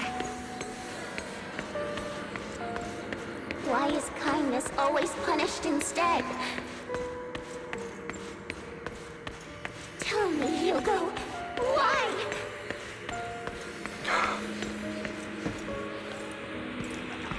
Hugo, are you lost? Go back the way you came. I left you a surprise there.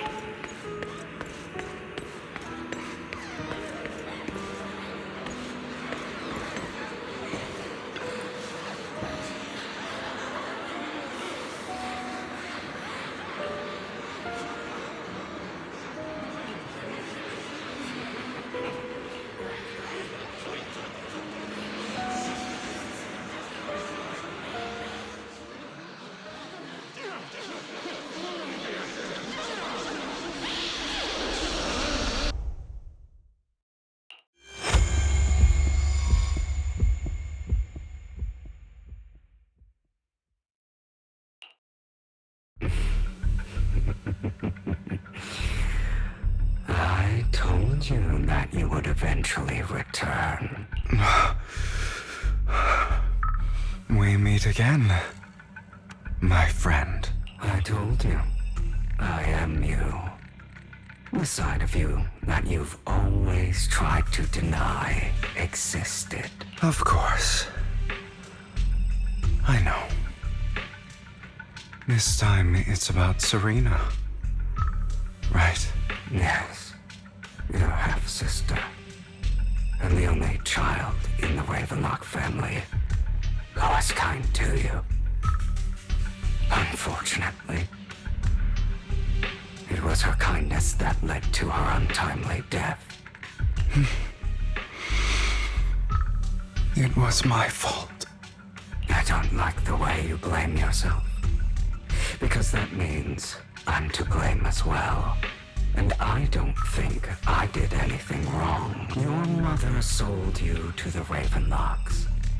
And your father, he saw your talent and wanted to use you to push the other children into competing with each other. My brothers and sisters wanted to get rid of me from the moment they first saw me. In their eyes, you were no more than a slave. But Serena dared to treat you, a slave, as if you were human. And so, she was fated to die. They tried to kill me. Many times. But I was careful. And they did not succeed. So they killed Serena, who was weaker, an easier target, and pinned everything on you. Serena died in your place. Those cruel brats thought that by reporting this to Father, they could use it to get rid of you, a rival who threatened their positions. Yet, not only did Father not blame you for the incident, he praised you for it. In this world, only the ruthless, cruel, and merciless can stand at the top. And that's exactly what you managed to live up to, no? You found a perfect opportunity thereafter to catch the ringleader of the group who framed you and almost beat him to death.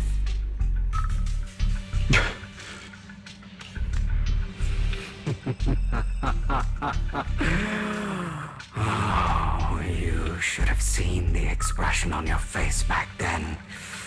Oh, crazed and manic with utmost delight. I don't remember that.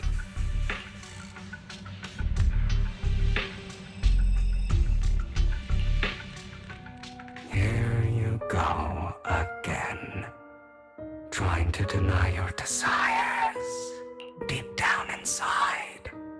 You've always wondered, asking yourself why these evil people never got the punishment they deserved.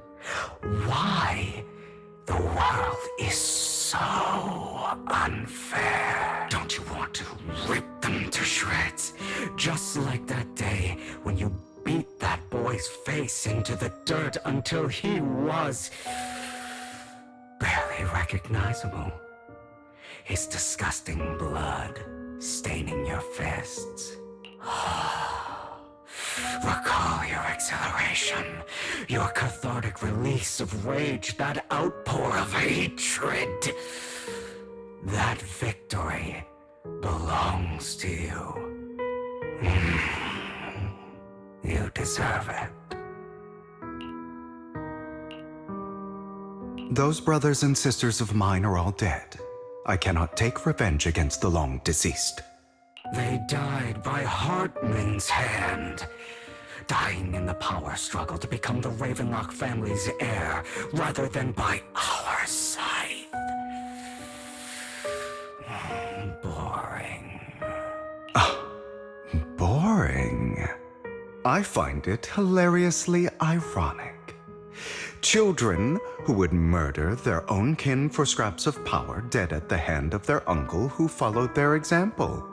Is that not karma? Power struggles pitting kin against each other, betrayal, suspicion, and hatred between people of the same blood. It's like a curse, written into the Ravenlock family's genes. Laughably stupid. Don't forget, my dear, that the same blood flows through your veins.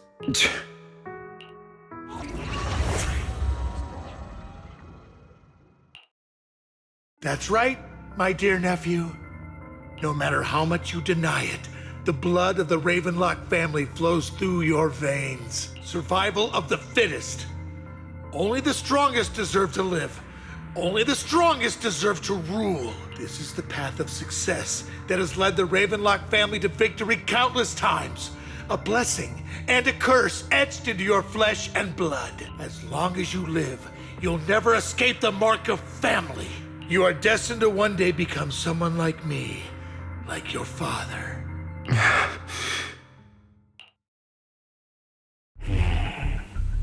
Is that fear I sense? I can see you trembling. Why does the Ravenlock bloodline terrify you so? I won't become like my father. Never. You won't become a failure like him. So relax. Our power eclipses him, and so does our ambition. So, do not deny your own desires.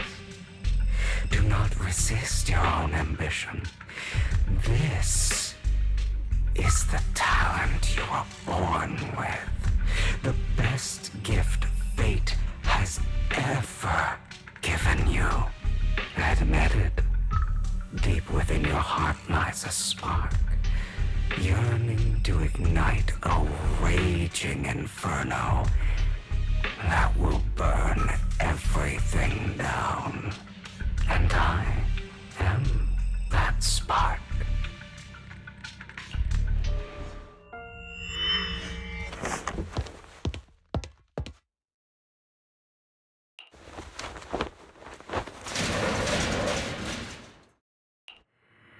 Lycon. Never thought I'd be this genuinely thankful to see you.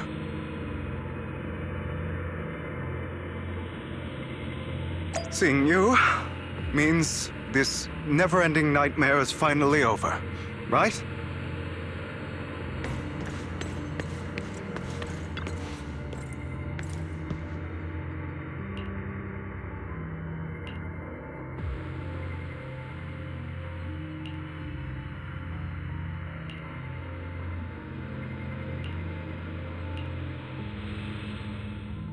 I don't want to hear something like that from you.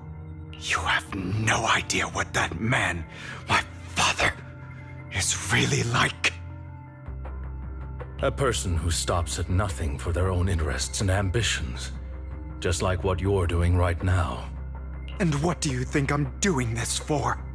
All of this was part of your plan. You knew where the Ravenlock family was going to be, so you set Mockingbird's target there. To seek revenge, you plotted to assassinate your own father, but he was too vigilant, and you failed. After almost being assassinated, your father was furious and locked everyone in the hall, but was unable to find the assassin. And what a coincidence that a hollow disaster just occurred in the vicinity. So he used it to eliminate all the unfamiliar faces there, turning them into victims of the Hollow, an easy feat for the Ravenlock family. So, the one who killed innocents was my father, not me. You knew what choice an extremist like him would make, and you used the chaos to once again attempt an assassination. This time you succeeded. You killed your own father at the cost of innocent lives. Admit it, Hugo. You don't care about anyone else. The only thing you care about is your revenge. How is that any different from your father? Enough. I'm tired. I may hate him for betraying me, but he wouldn't say something like that. What? You aren't Lycon. You're the other me. Hidden deep within my heart.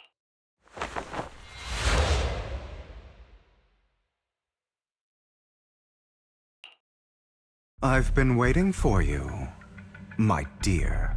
It seems you've already grown accustomed to this place, even turning the tables on me. Just as you said, you are me, and I am you. There's no such thing as having an advantage over oneself. We are ultimately one and the same, forever inseparable. Then you should know what I want to say. When you and Lycon split, you didn't even try to clear up the misunderstanding, didn't deny or argue against what he said, because you realized that deep down, he was right about you. You just hadn't acted on it yet. Some people live only to bring more suffering into this world. Sometimes, murder is what brings justice back into this world. For that, I must stain these hands in blood. That's right. Just like what you said before you faked your death. Were those words really just an act to slay the dragon? You must first become one with sharp claws, rending fangs, and strength enough to destroy anything. You know the truth better than anyone. If you hadn't hesitated and instead seized the first opportunity to kill your father, none of what followed would have happened. Innocent civilians wouldn't have died. Your partner wouldn't have lost an eye and both legs trying to save people. And Mockingbird would have never gotten to that point. You can save more people. Save good people. Save more lives than the evil ones you take. I've spent countless hours in regret over that incident. So why not submit to your true nature? You want to be the judge, jury, and executioner of this world. And you can. I wasn't responsible for Father's death. The true mastermind is my uncle, Hartman. His schemes to kill the head of the family were all so he could take control. Mockingbird was simply unlucky enough to get caught up in it. So, for a behemoth like the Ravenlock family, with its roots so deep, a single person's death, regardless of who that person is, wouldn't change anything. Of course, whether it's Topps, the Mayflower family, or even the entire world, it's actually all the same. I refuse to be dragged down by pointless hatred any longer. You foolish, stubborn idiot. Do you understand the power of hatred? Have we not come this far precisely because of it? Or are you going to follow Lycon and Jack's twisted logic? Come on. You don't actually trust anyone? Otherwise, why would you hide this whole scheme of faking your death from them?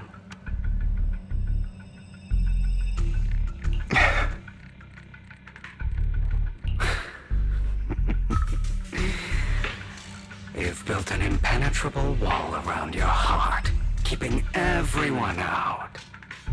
Of course you are right to do so. No one in this world can be trusted. Always. All you'll receive is hatred from your own blood and no love. Suspicion from your companions, and betrayal that comes all too easily. But the most ridiculous thing is that you want them to trust you.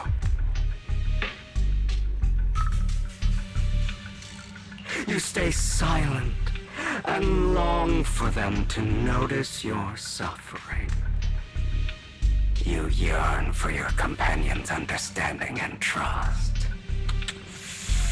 Idiot. That's why you are incapable of exploiting them for your own ends. You care about their safety even more than your own. But remember, only the weak need companions. And we are children born from hatred. We are different from them. I will never be like them. And I don't need to be. Come. Let me show you what powers we can wield. But you are me, and I'll never lose to myself.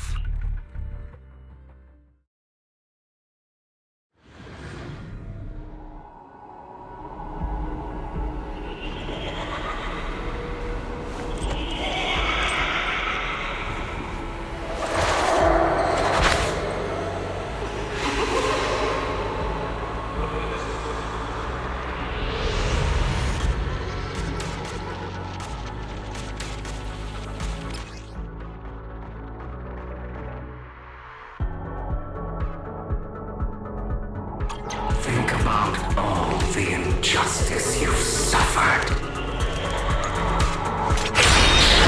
If you choose to forgive, you're betraying yourself.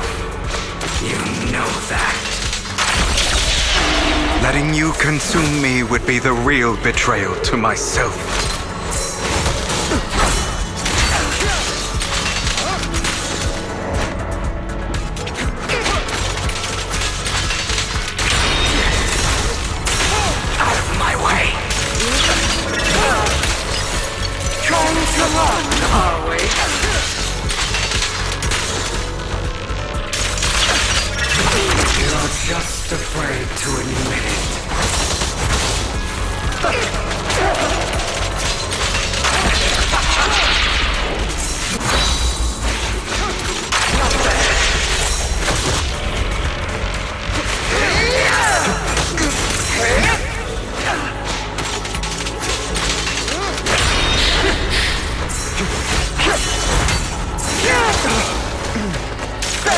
from mirth. You're too scared to face your truth and what you truly desire.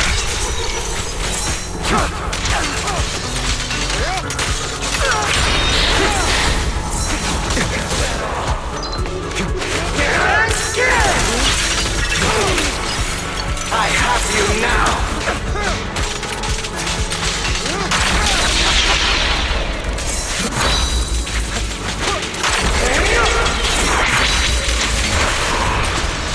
Are you trying to kill me? You think you can just get rid of me? Without me, you are nothing. For what it's worth, thank you. Don't be afraid. You and I are inseparable. You're part of me, just as I am part of you. Fancy words won't change anything. No. It's not just platitudes. I finally understand now.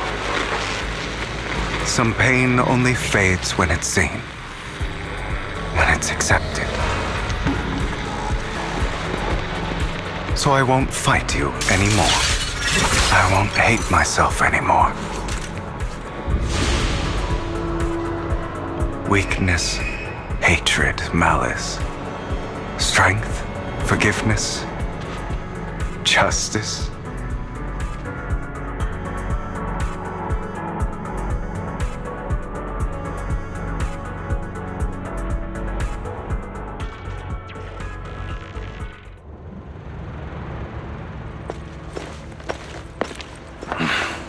Hugo, it's time.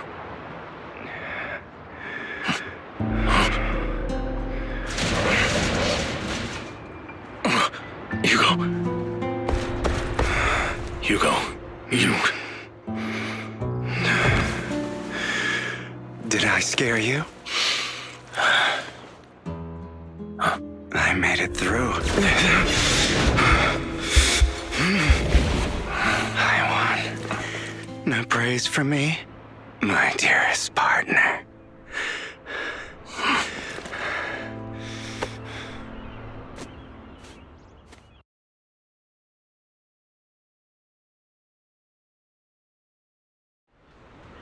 This is just like what I saw in my dream. I guess there are still some lingering side effects.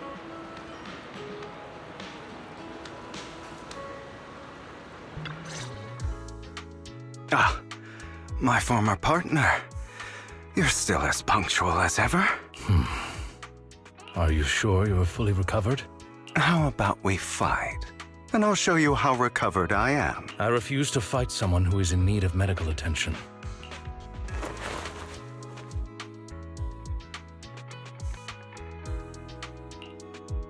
How thoughtful. I'm touched. Or perhaps is this simply part of Victoria Housekeeping's professional care? I'd rather you not starve to death.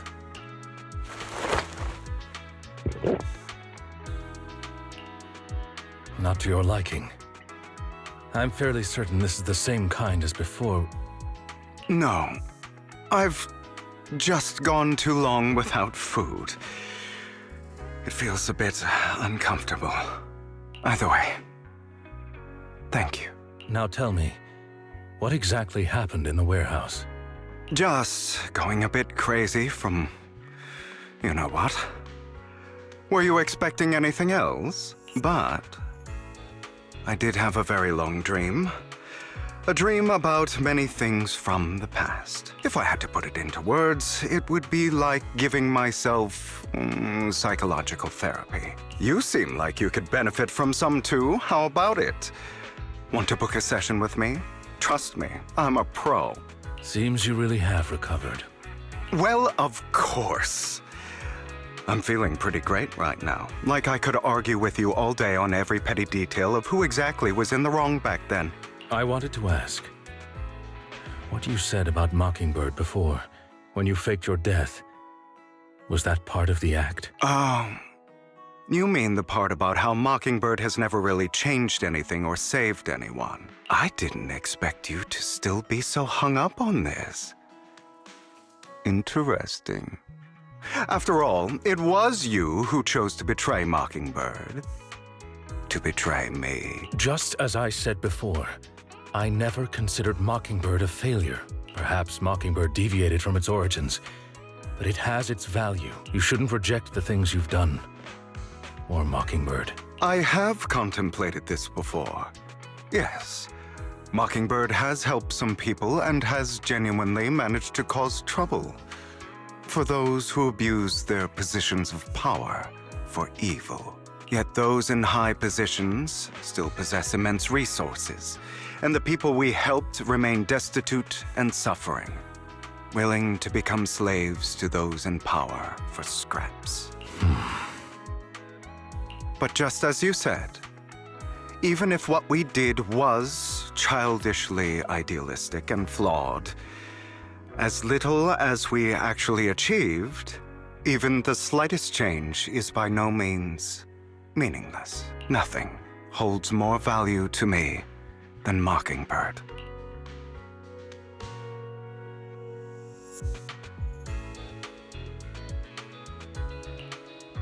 All right, let's catch up later. I still have things to do and need to wrap up my plan. I thought you would rest up first. As much as I would prefer that. My dear uncle and the Exaltis fanatics likely would not give me such an opportunity. If all has gone to plan, the fish will have taken the bait already.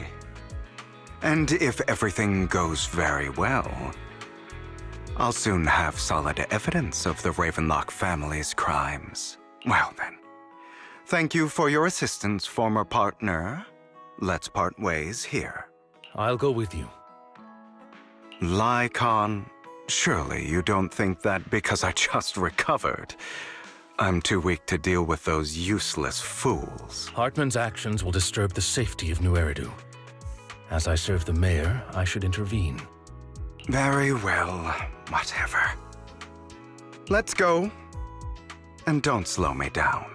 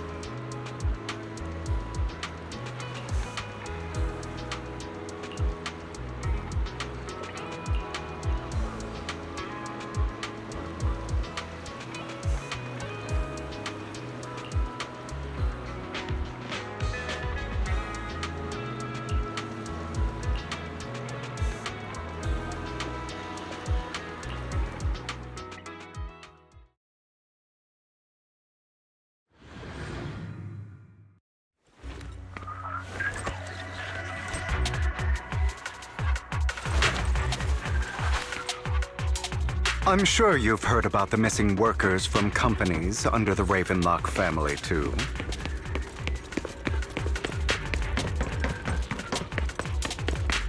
Those are Ravenlock's men. The workers with them are the victims who were tricked into going into the Hollow.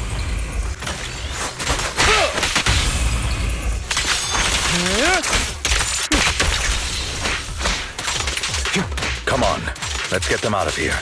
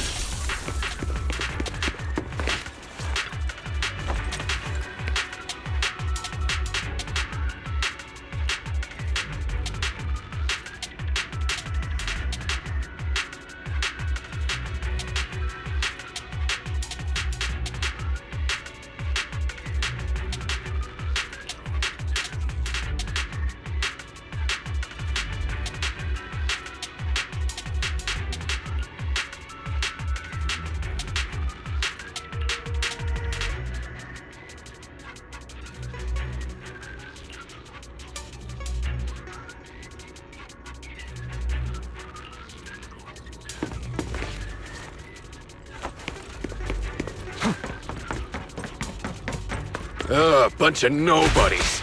Annoying as hell. Kill them! You're welcome to try.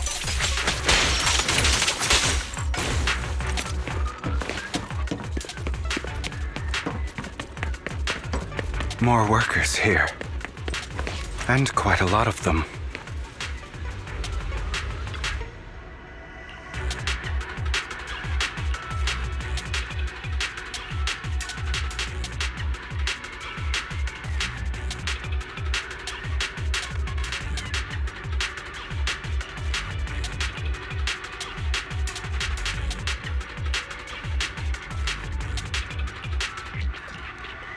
Is Hartman behind this, too? Of course. He threw them into the Hollow like offerings for the Exaltists. To him, those workers are just another...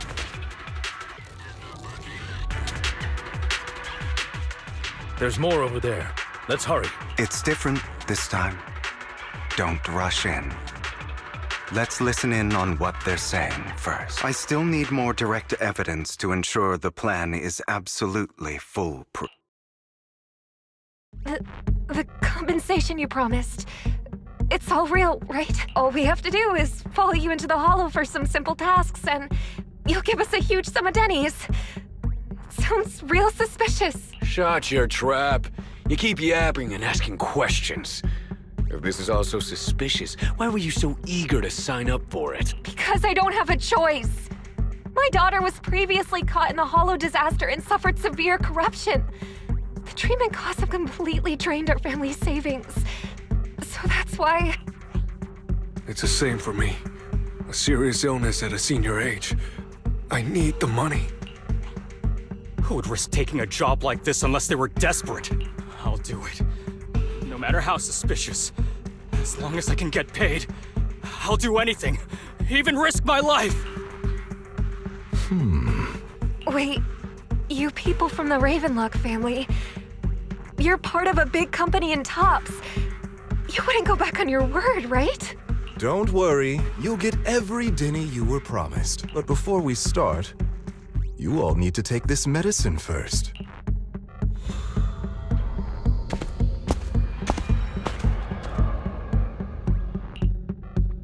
Bro, should we really be doing this already? These workers keep talking. We're wasting time like this. And the sooner they take it, the sooner it'll be over. Consider it an early release for them. What? You didn't say anything about having to take pills before. Look, this is good stuff, all right? It'll increase your ether aptitude. There's tons of people who'd kill for something like this. Exactly! You'll be working in the Hollow for several hours. This is essential medication. You have to take it before we continue. If you refuse, then you can forget about the job. Of course, you won't receive the compensation either. Lycon, what are you doing? Rescuing those workers, of course. There's clearly something off about those pills. We can't let them take them. Now is not the right time. As I said, we need more evidence to ensure the plan works. And as I said many years ago, you can't exploit innocence to achieve your goal.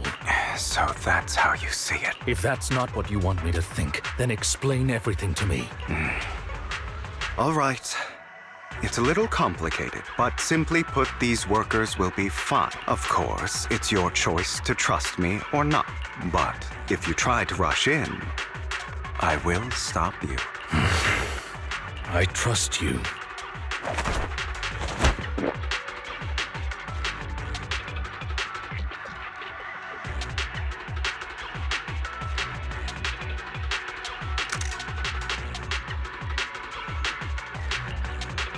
All right. That's the evidence. Now we can go and beat them into the ground as much as you want. Don't forget, you owe me an explanation. Also, don't overdo it and kill them. Even if they're the worst of the Ravenlock family. All right, Your Holiness, Saint Lycon. Who the hell are you? Why don't you take a guess? We're the ones here to stop you.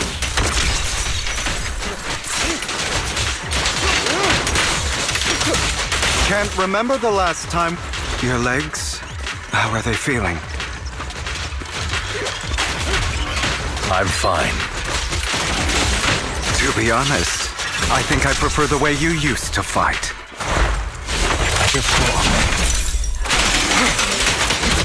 You had a lot more aggression. I've merely learned to control my strength.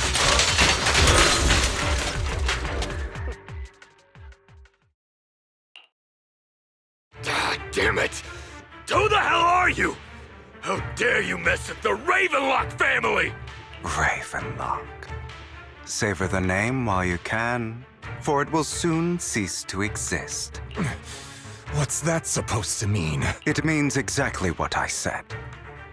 I think this might be good for you. Sever your ties while you can. You still have a chance to walk your own path. The family's honor comes above all else. Is that really what you think? I saw the compassion on your face just now. You're not from the main family, right? That's why you were assigned to these trivial tasks. But in reality, there's no need for you to keep playing this boring game for them. I don't have a choice. From the moment I was born into the Ravenlock family, You always have a choice. If you're willing to act. All right. Let's end the small talk here.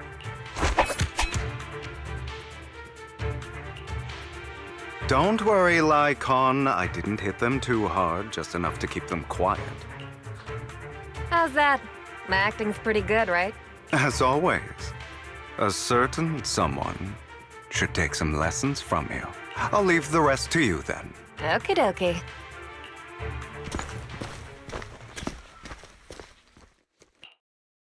Okay, now can you tell me exactly what's going on here? As you can see, that worker just now was actually an informant of mine. The pills were swapped out with vitamin tablets. Outside of this batch, some workers have already taken the actual substance Hartman has. But rest assured, the antidote for it is already in development. I found the best in the field to help, and with the data I collected before, we should have results soon. I wanted to ask. The reason you decided to lock yourself in a room and endure the effects of the drug, besides getting evidence, it was also to collect data on this drug in order to create an antidote, correct? It seems you're not completely beyond hope. I thought you were just being stubborn. Sometimes I wonder if you know me at all. Then, I have one last question. Why did you never tell me any of this back then? The truth is, I heard everything. that entire conversation between you and Jack. Before he passed away in that small attic. When Jack called you aside and gave you those warnings. When he told me you might go down the wrong path? That's right. You never said anything. What would I even do? Scream and rage over your suspicions, or get on my knees and beg for you to trust me? You know there's no way I'd allow myself to do such a thing. Besides, back then, even I was confused about myself. Jack, he... It's all in the past. You don't need to explain anything to me. Enough. We should get going. If we're going to reminisce over the past, we should find a more suitable location.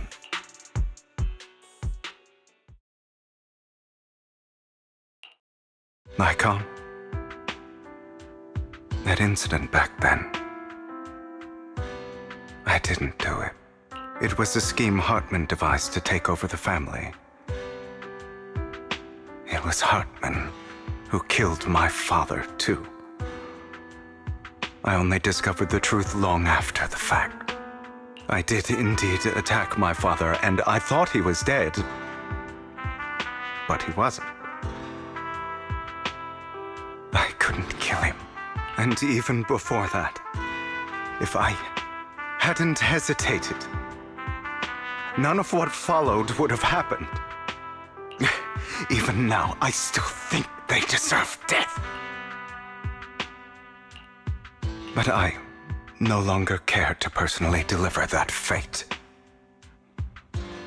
They're beneath me. And I have more important things to do. You...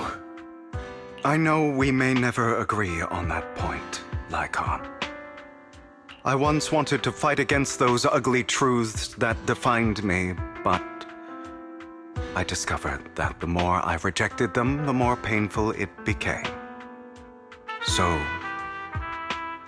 I could only accept that crazed, hateful, and malicious side of myself. As long as I know I will never become like my father, like Hartman, that is enough for me. You've changed, but I think that might be a good thing. Don't patronize me. You've changed a lot too, compared to before. I still disagree with Jack's words, and I won't forgive your betrayal.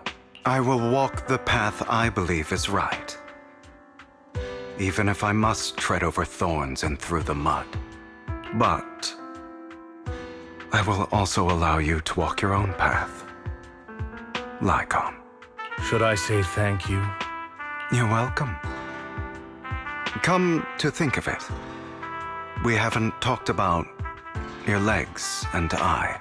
It was just an accident, not your fault. I'm doing well now. I hope you are too. On the contrary, perhaps I should be the one apologizing. I misjudged you. I used to think you wanted power, that everything you did was for your own ambitions. I thought you wanted the power to pass judgment on all in this world, like a god. I am a god. I am my own god. Or you could say that in this world, everyone is their own god. There are many things that we are powerless to change. But there are also many choices we can make. Just as I said before, I am the only one who can kill me or save me. I'm glad you think that way. Let's go. I still have one last thing to do. To witness the end of Ravenlock.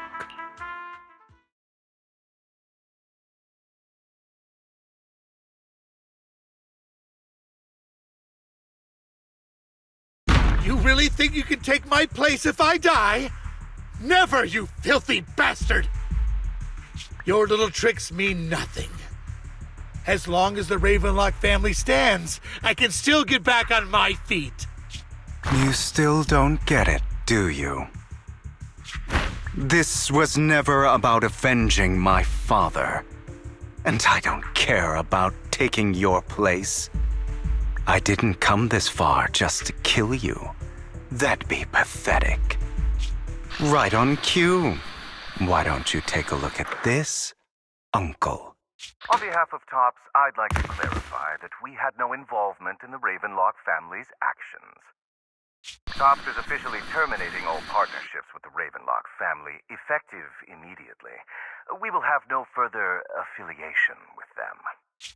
Are you crazy?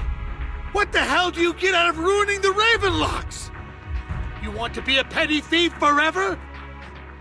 Thief? Oh, Uncle. Allow me to reintroduce myself. I'm the name people whisper about. The one who robs the rich and gives to the poor. I'm the master con artist who can fool anyone, anytime. I'm the leader of Mockingbird. The one who turns every headline into my own stage. I have friends who'd catch me if I fall, partners who'd shed tears for me, and allies who always have my back. I am Hugo Vlad. You're the one who needs the Ravenlock name. I never did. You ungrateful bastard! You should have never been born. You flatter me. Same goes for you, Uncle.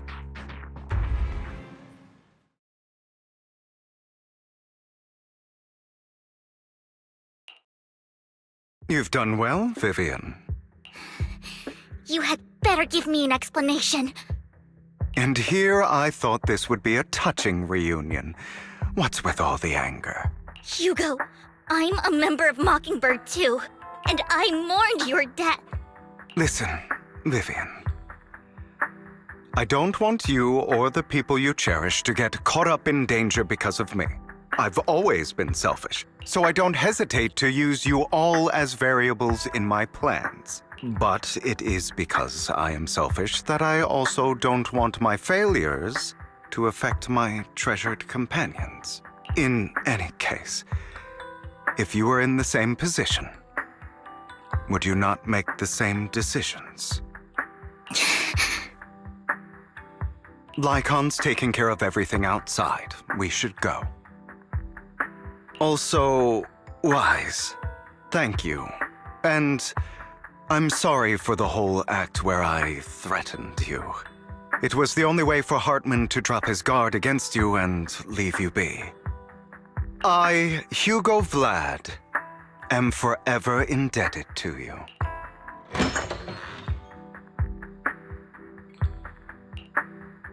Master Proxy, although it is late, there is some important intel that I must give you now. Did you know about Hugo's plan to fake his death and everything that's been happening, Lycon? I was simply playing along. After all, I could not determine whether Hugo's plan would pose a threat to you.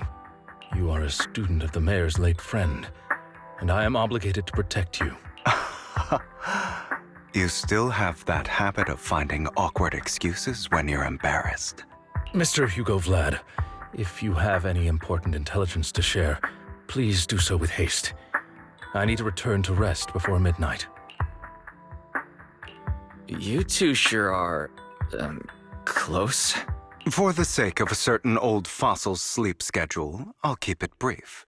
I learned from Camille that Dina intends to embed the sacrifice core into the sacrifice. Apparently, it will make the sacrifice much stronger. Sacrifices created this way will not retain their minds and will indiscriminately attack all living beings, including their creator. So the Exaltists don't do this. It would bring them no benefit. But Dina's concoction can control people's minds. If a person takes the pill and is injected with the serum Landon left behind, the sacrifice would be under its creator's control. Although the dormant sacrifice has been destroyed, Dina found a batch of that serum her father created and wants to create new sacrifices. Putting aside the sacrifice for now, Hartman's sacrifice core is fake. We don't know where the real one disappeared to. The real core has always been here. Here? In Lord Phaethon's video store? Vivian, do you remember when I suggested you give that collectible to our dear proxy? I remember. But that was just an ordinary pendant. And I've met the person who submitted it. She has absolutely no connection to the Exaltists. How about our dear proxy take out that pendant so we can take a look?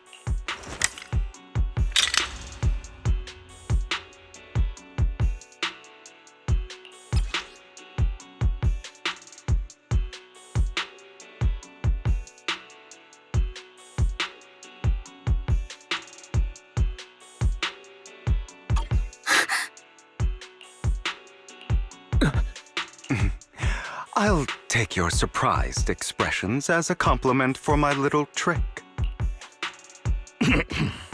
I will hand over this core to the mayor as agreed, since he fulfilled his promise to protect Vivian and the manager while I was pretending to be dead. I won't go back on my promises. No wonder the mayor would promote rhetoric favorable to Mockingbird. I can't believe I thought he was actually being sincere.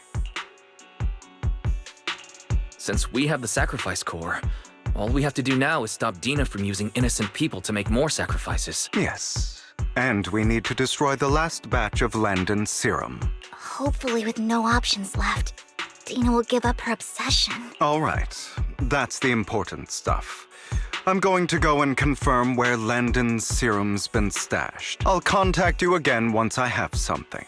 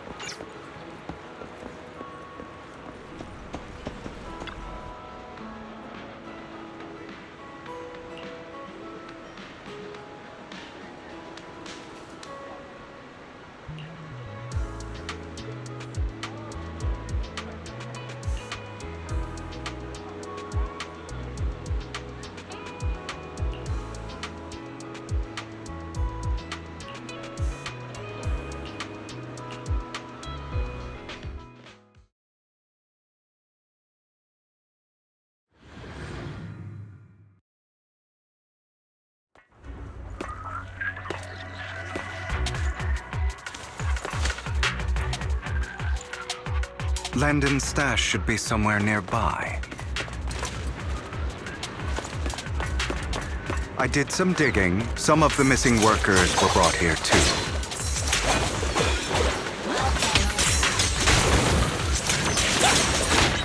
Dina's getting ready to make her move. Don't worry, we'll clear them out.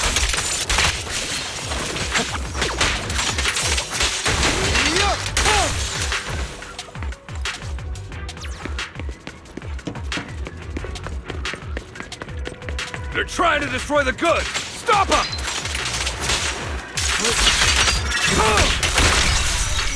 We need to take care of the guards first. I'm Some of the serum is stored in this warehouse.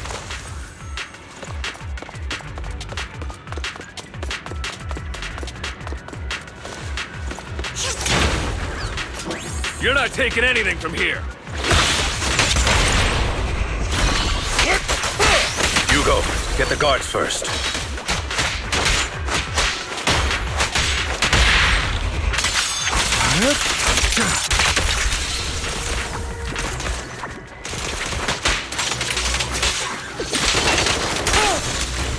You just stepped into your own grave!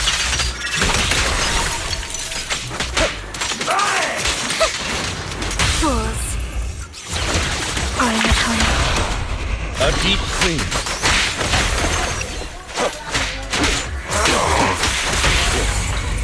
Truth is a beloved fairy tale. Not worth my time. Move it!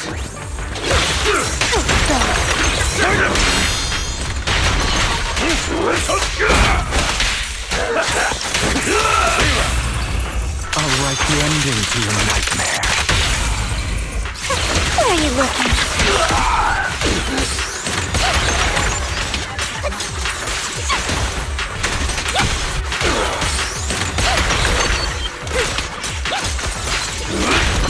Vivian, allow me.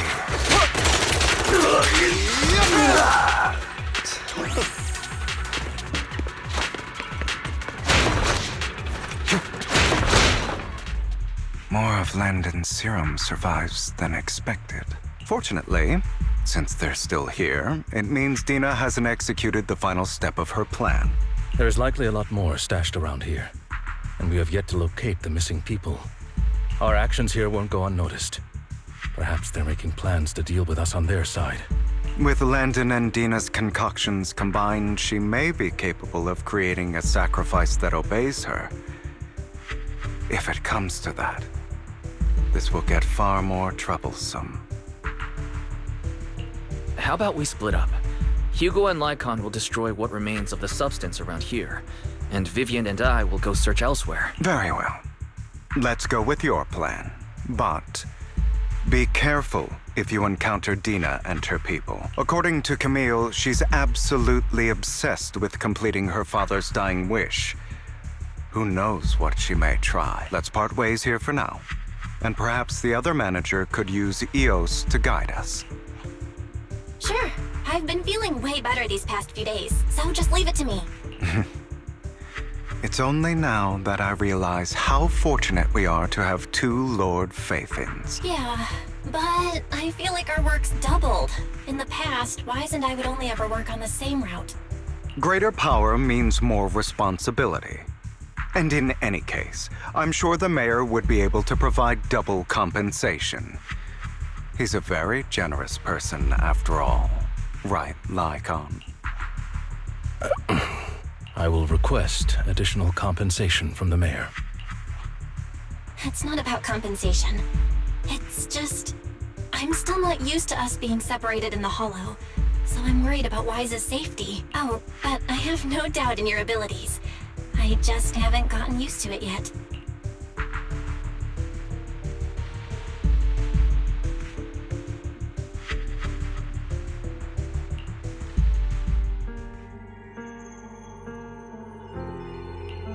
This is the future I saw. Lord Pathan.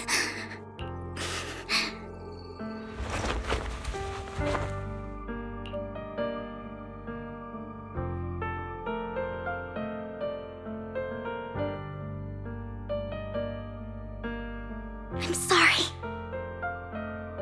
This time, I will make sure the future I saw does not come to pass. I don't want to bring you misfortune. That's all I wish for.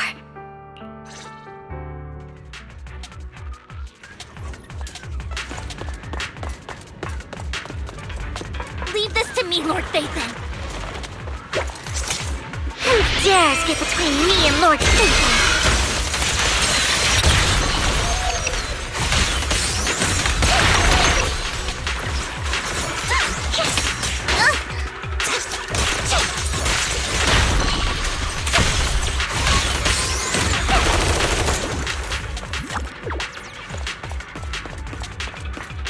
Lord Phaethon, there might be more serum here.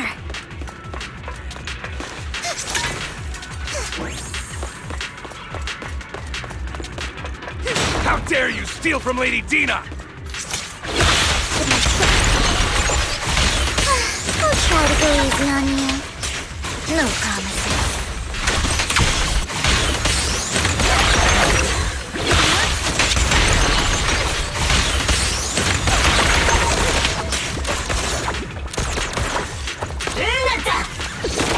There are containers by the fissure. There's got to be something inside.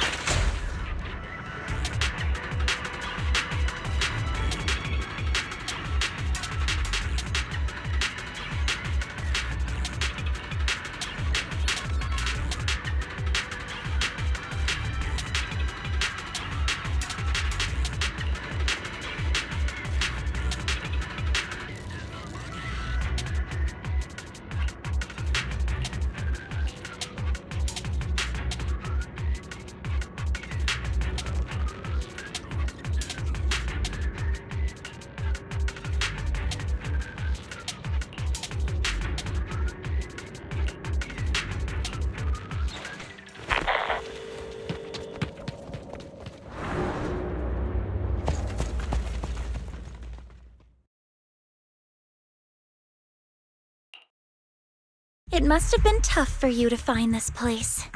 Vivian, if you had stayed out of it, I wouldn't be so eager to get rid of you. Those people have been taken to safety. You're all out of options. They're just mere test subjects. So what if they get away? There will always be people consumed by greed. And therefore, they will come willingly to me. In any case, what are a few sacrifices in comparison to the completion of Father's grand ambition? Dina, you deceived those people.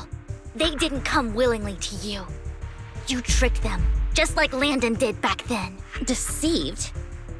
Father gave hope to those who had everything taken from them by the Hollows.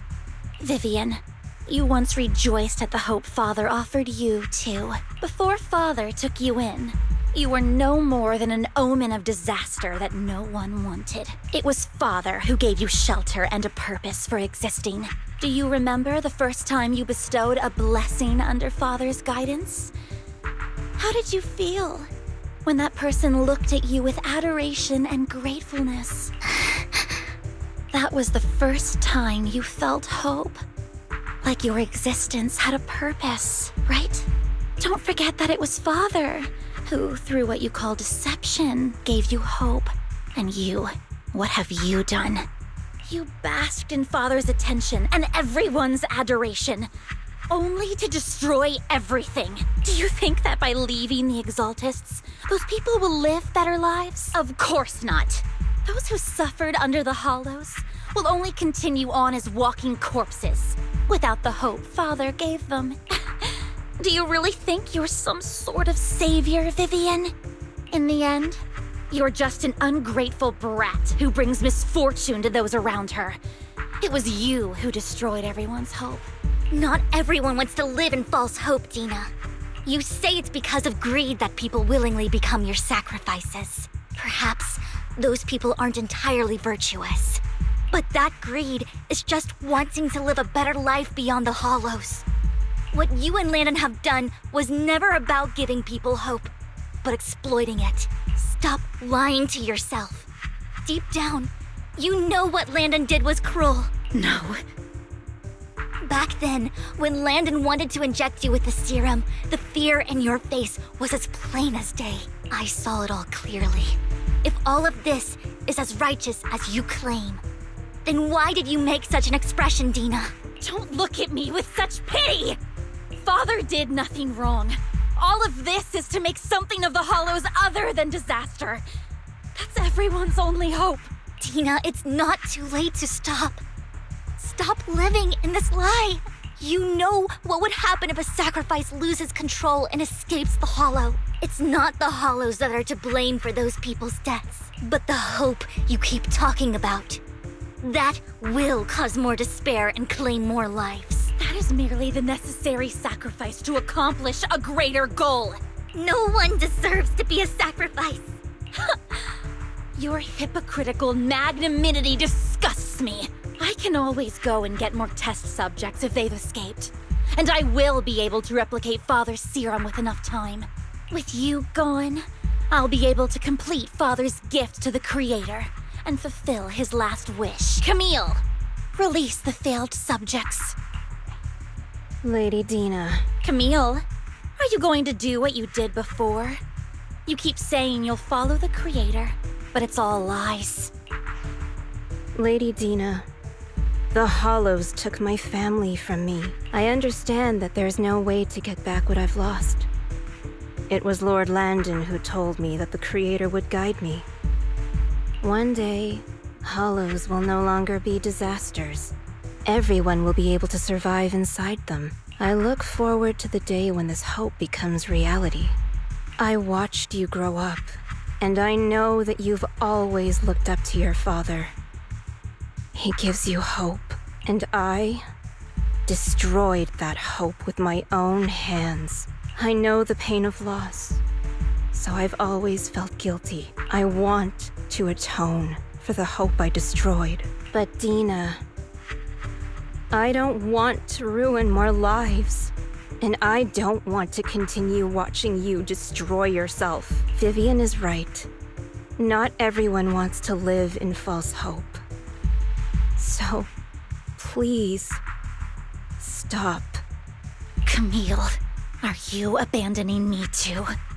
I'm not abandoning you. I just don't want to see you go past the point of no return. The point of no return? I passed that point ages ago. No, Dina. You can still turn back. I'll be your way back. Where are you going, Camille?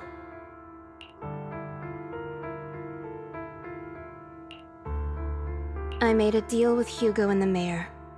If someone needs to take the fall for this, let it be me. I did it. All of it. I've been forcing Landon's only daughter, Dina, to research how to create sacrifices. I colluded with the Ravenlock family for my own gain. Everything Dina did was under duress. Since I've kept her captive for so long, she doesn't have the skills to survive as an independent member of society. She'll need a caretaker and teacher. Someone who will look after her and educate her. No! I refuse, Camille! I refuse to accept this! Dina, I'm going to dispose of those failed subjects. I won't allow it! You'll die! I won't allow it! You can't leave me. I command you! You've always followed my orders, and you will follow them now! It wasn't your orders that I've been following. My younger sister, who was stolen from me by the Hollows, also had such beautiful red hair. When Landon told me the Creator could bring me hope, you were standing there, right behind him. I was certain, then and there, that this was the hope the Creator had given me. Start over, Dina. You still have so long, so much time. You'll make friends, find people who love you, and make many beautiful memories. That's not what I want! Camille, you're not allowed to die! I won't allow it! I won't allow it! Goodbye, Dina. And I'm sorry, Vivian. I'll leave the rest to you.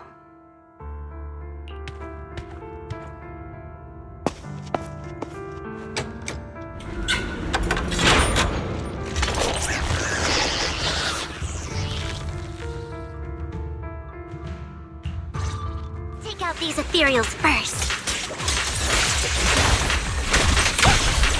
We can't let Camille's efforts go to waste. Don't touch me.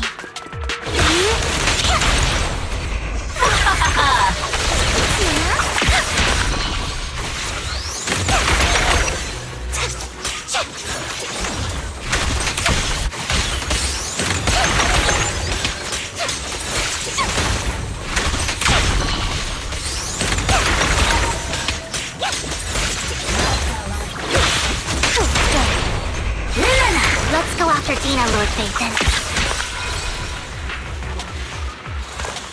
They must be on the other side of the fissure.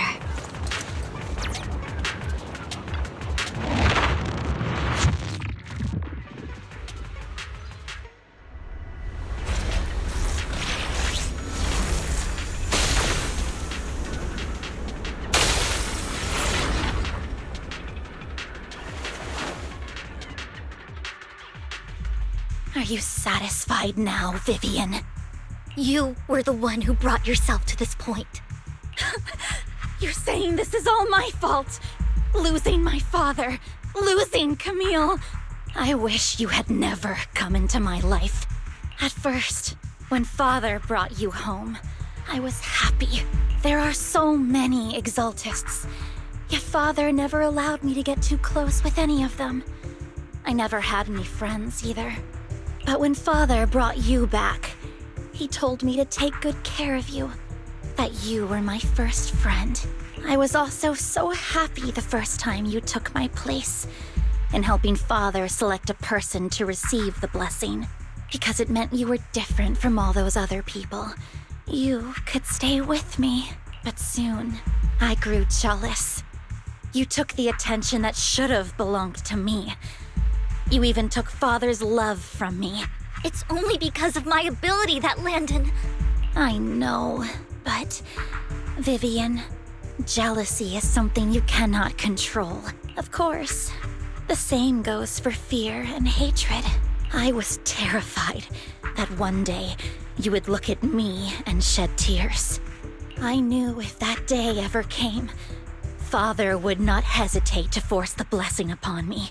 And when that day did come, I hated you for causing my father's death. Tina, you knew everything about what happened back then, so... why are you still defending Landon? And why didn't you tell me back then? If I had known earlier, maybe I could have found a way. Because it's the only thing that makes me more special than you, no? It proves I had Father's trust. I was more useful to him. Vivian, you said you wandered without a home ever since you were young, hated by anyone you encountered. You were happy to gain recognition from everyone and help Father when you were among the Exaltists. But in the end, you discovered you were being used, so you felt betrayed and hurt. Then, what about me? All I ever had was my father. I've never known a life outside of the Exaltists. Ever since I was young, my only purpose was to help Father select who was to be blessed. The only purpose I had was my father and the Exaltists. I've never been taught anything else, Vivian. It is what little value I have, and have ever had. In the end, you took even that from me, and completely destroyed it. You think you're doing good and fighting evil. You've only managed to affect a small part of your world. But have you ever wondered if maybe that's all there is to my world? I never wanted to hurt you. You were also my first friend. And that's why I wanted to save you back then. Save me? You and Camille all talk about saving me. Why don't you understand? To me, loss is so much more painful than death. Tina, you can start over. Everything Camille did was so you could live on. Let's leave the Hollow together. There are so many amazing places in New Eridu. This time, I'll take care of you. I've also met so many amazing people. I'm sure they'll love you too. Okay, Tina? Vivian, I can't forgive you. And I don't want to forgive you. I have nothing left. If what little hatred I do still harbor were taken from me, well, I refuse to be so pitiful. I won't apologize, Vivian.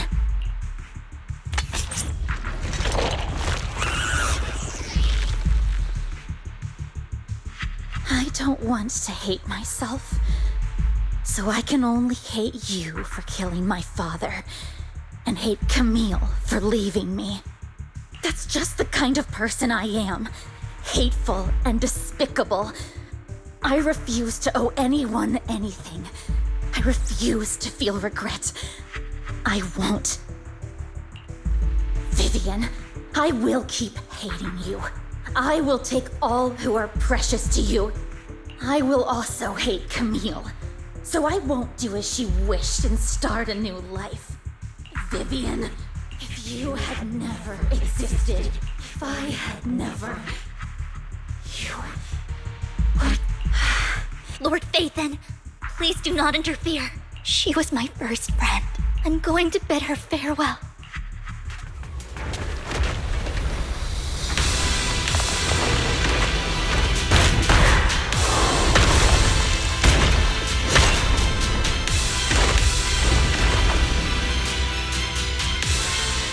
Dina, soon the pain will be over. Lord Phaethon, don't come any closer!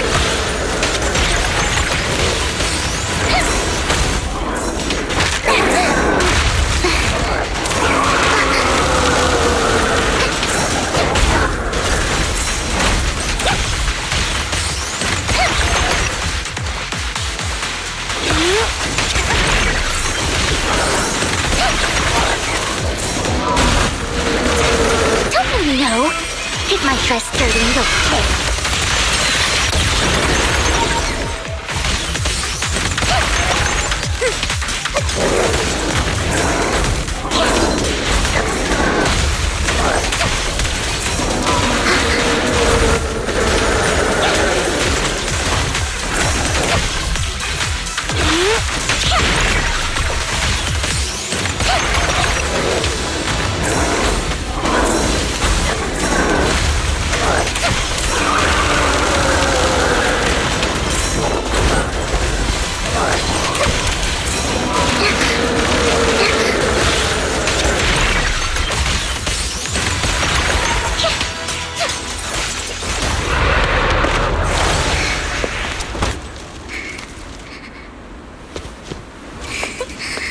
Vivian, behind you! Lies!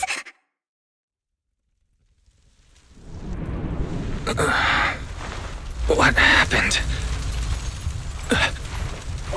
What the...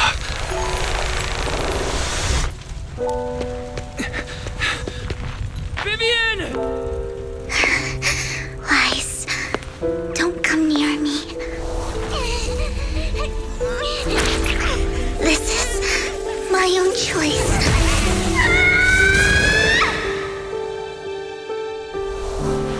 I will change the fate I saw. Vivian! I just want you to remember me when I looked my best. Vivian! Careful. Vivian, your body... I'm sorry you had to see me like this, but I don't want to be the one that only brings misfortune anymore. No. There's got to be another way. It's so warm, and the night is beautiful. Vivian?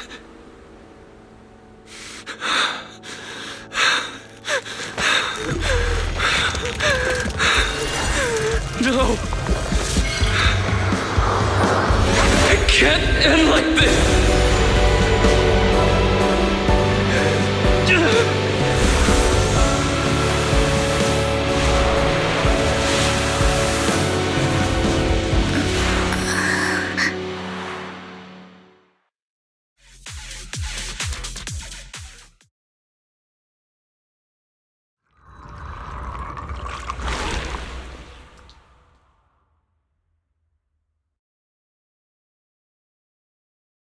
Wise. Wise! Wise, you're finally awake. I'm at the store? I remember I was with Vivian. Wait, she injected herself with Landon's serum. Is she okay? Hugo and Lycon brought you out of the hollow.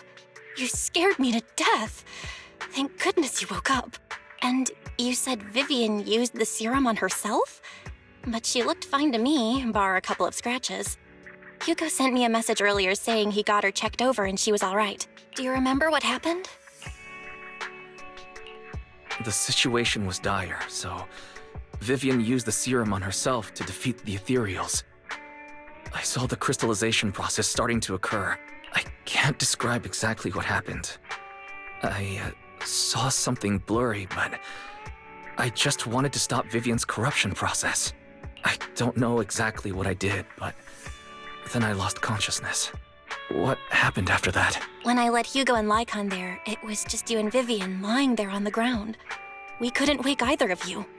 Let's put that aside for now. Do you feel any discomfort-wise? I'm a bit dizzy, but otherwise, I'm fine.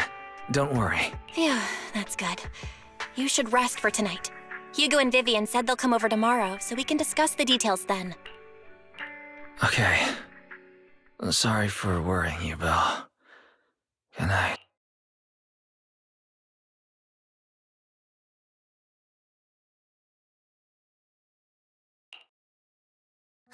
Lord Phaethon!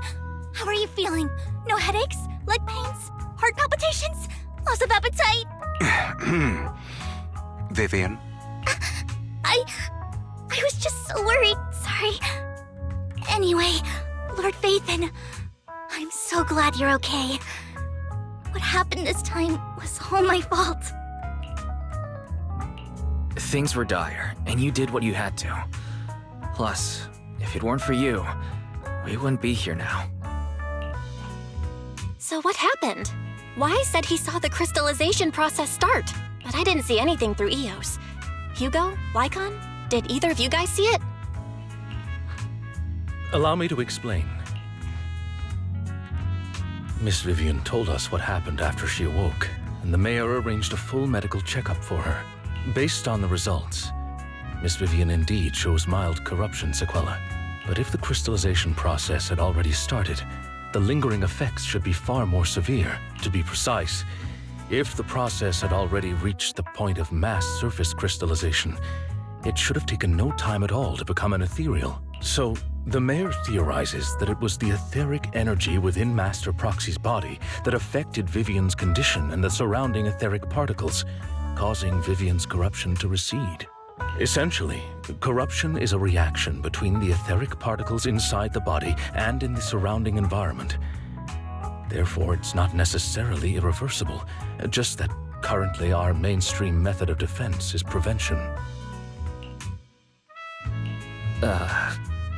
I'm having a hard time believing that, even if it's coming from you, Lycon. It's almost like you're claiming I can manipulate etheric energy. Master Proxy, you are special. This is a gift your teacher left you.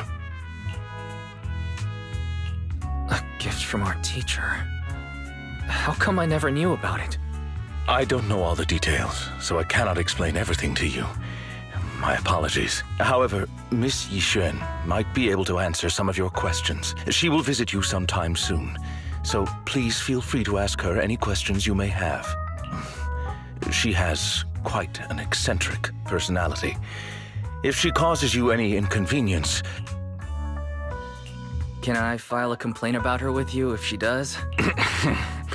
Master Proxy, you have always been a people person, so I trust you will handle things just fine. The way you said that just makes me more worried. In any case, the mayor has asked me to give everyone his most sincere gratitude. Unfortunately, the mayor could not come personally, but has promised everyone a favor. Provided it's within his means, he will offer his unconditional assistance once. There is no time limit on this favor. Unconditional, What if I wanted his position as mayor? If that is what you desire, then the mayor and his subordinates will be first in line to vote for you in the next election. As for the other votes, you'll have to work for them on your own. But should you assume office, I hope you take full responsibility for handling all day-to-day matters and lead by example. By sheer happenstance, the mayor has provided you with a copy of his current assignment. The city waste sorting and processing proposal. Old fox. Well, can I request Lord Phaethon's? The mayor imagined you might ask. I have prepared all the necessary documents, and the ceremony expenses will be covered by the mayor as a gift. As long as Master Proxy agrees, we can sign and process the documents immediately. But this matter requires mutual consent and cannot involve coercion, confinement, or one party's lack of consciousness. Stop! I would never do that to Lord Phaethon! Probably. At least not today. As for you, Master Proxies, the mayor has some sense of what you desire. That said, he hopes you might speak with Miss Yixuan first before you decide the timing of that favor.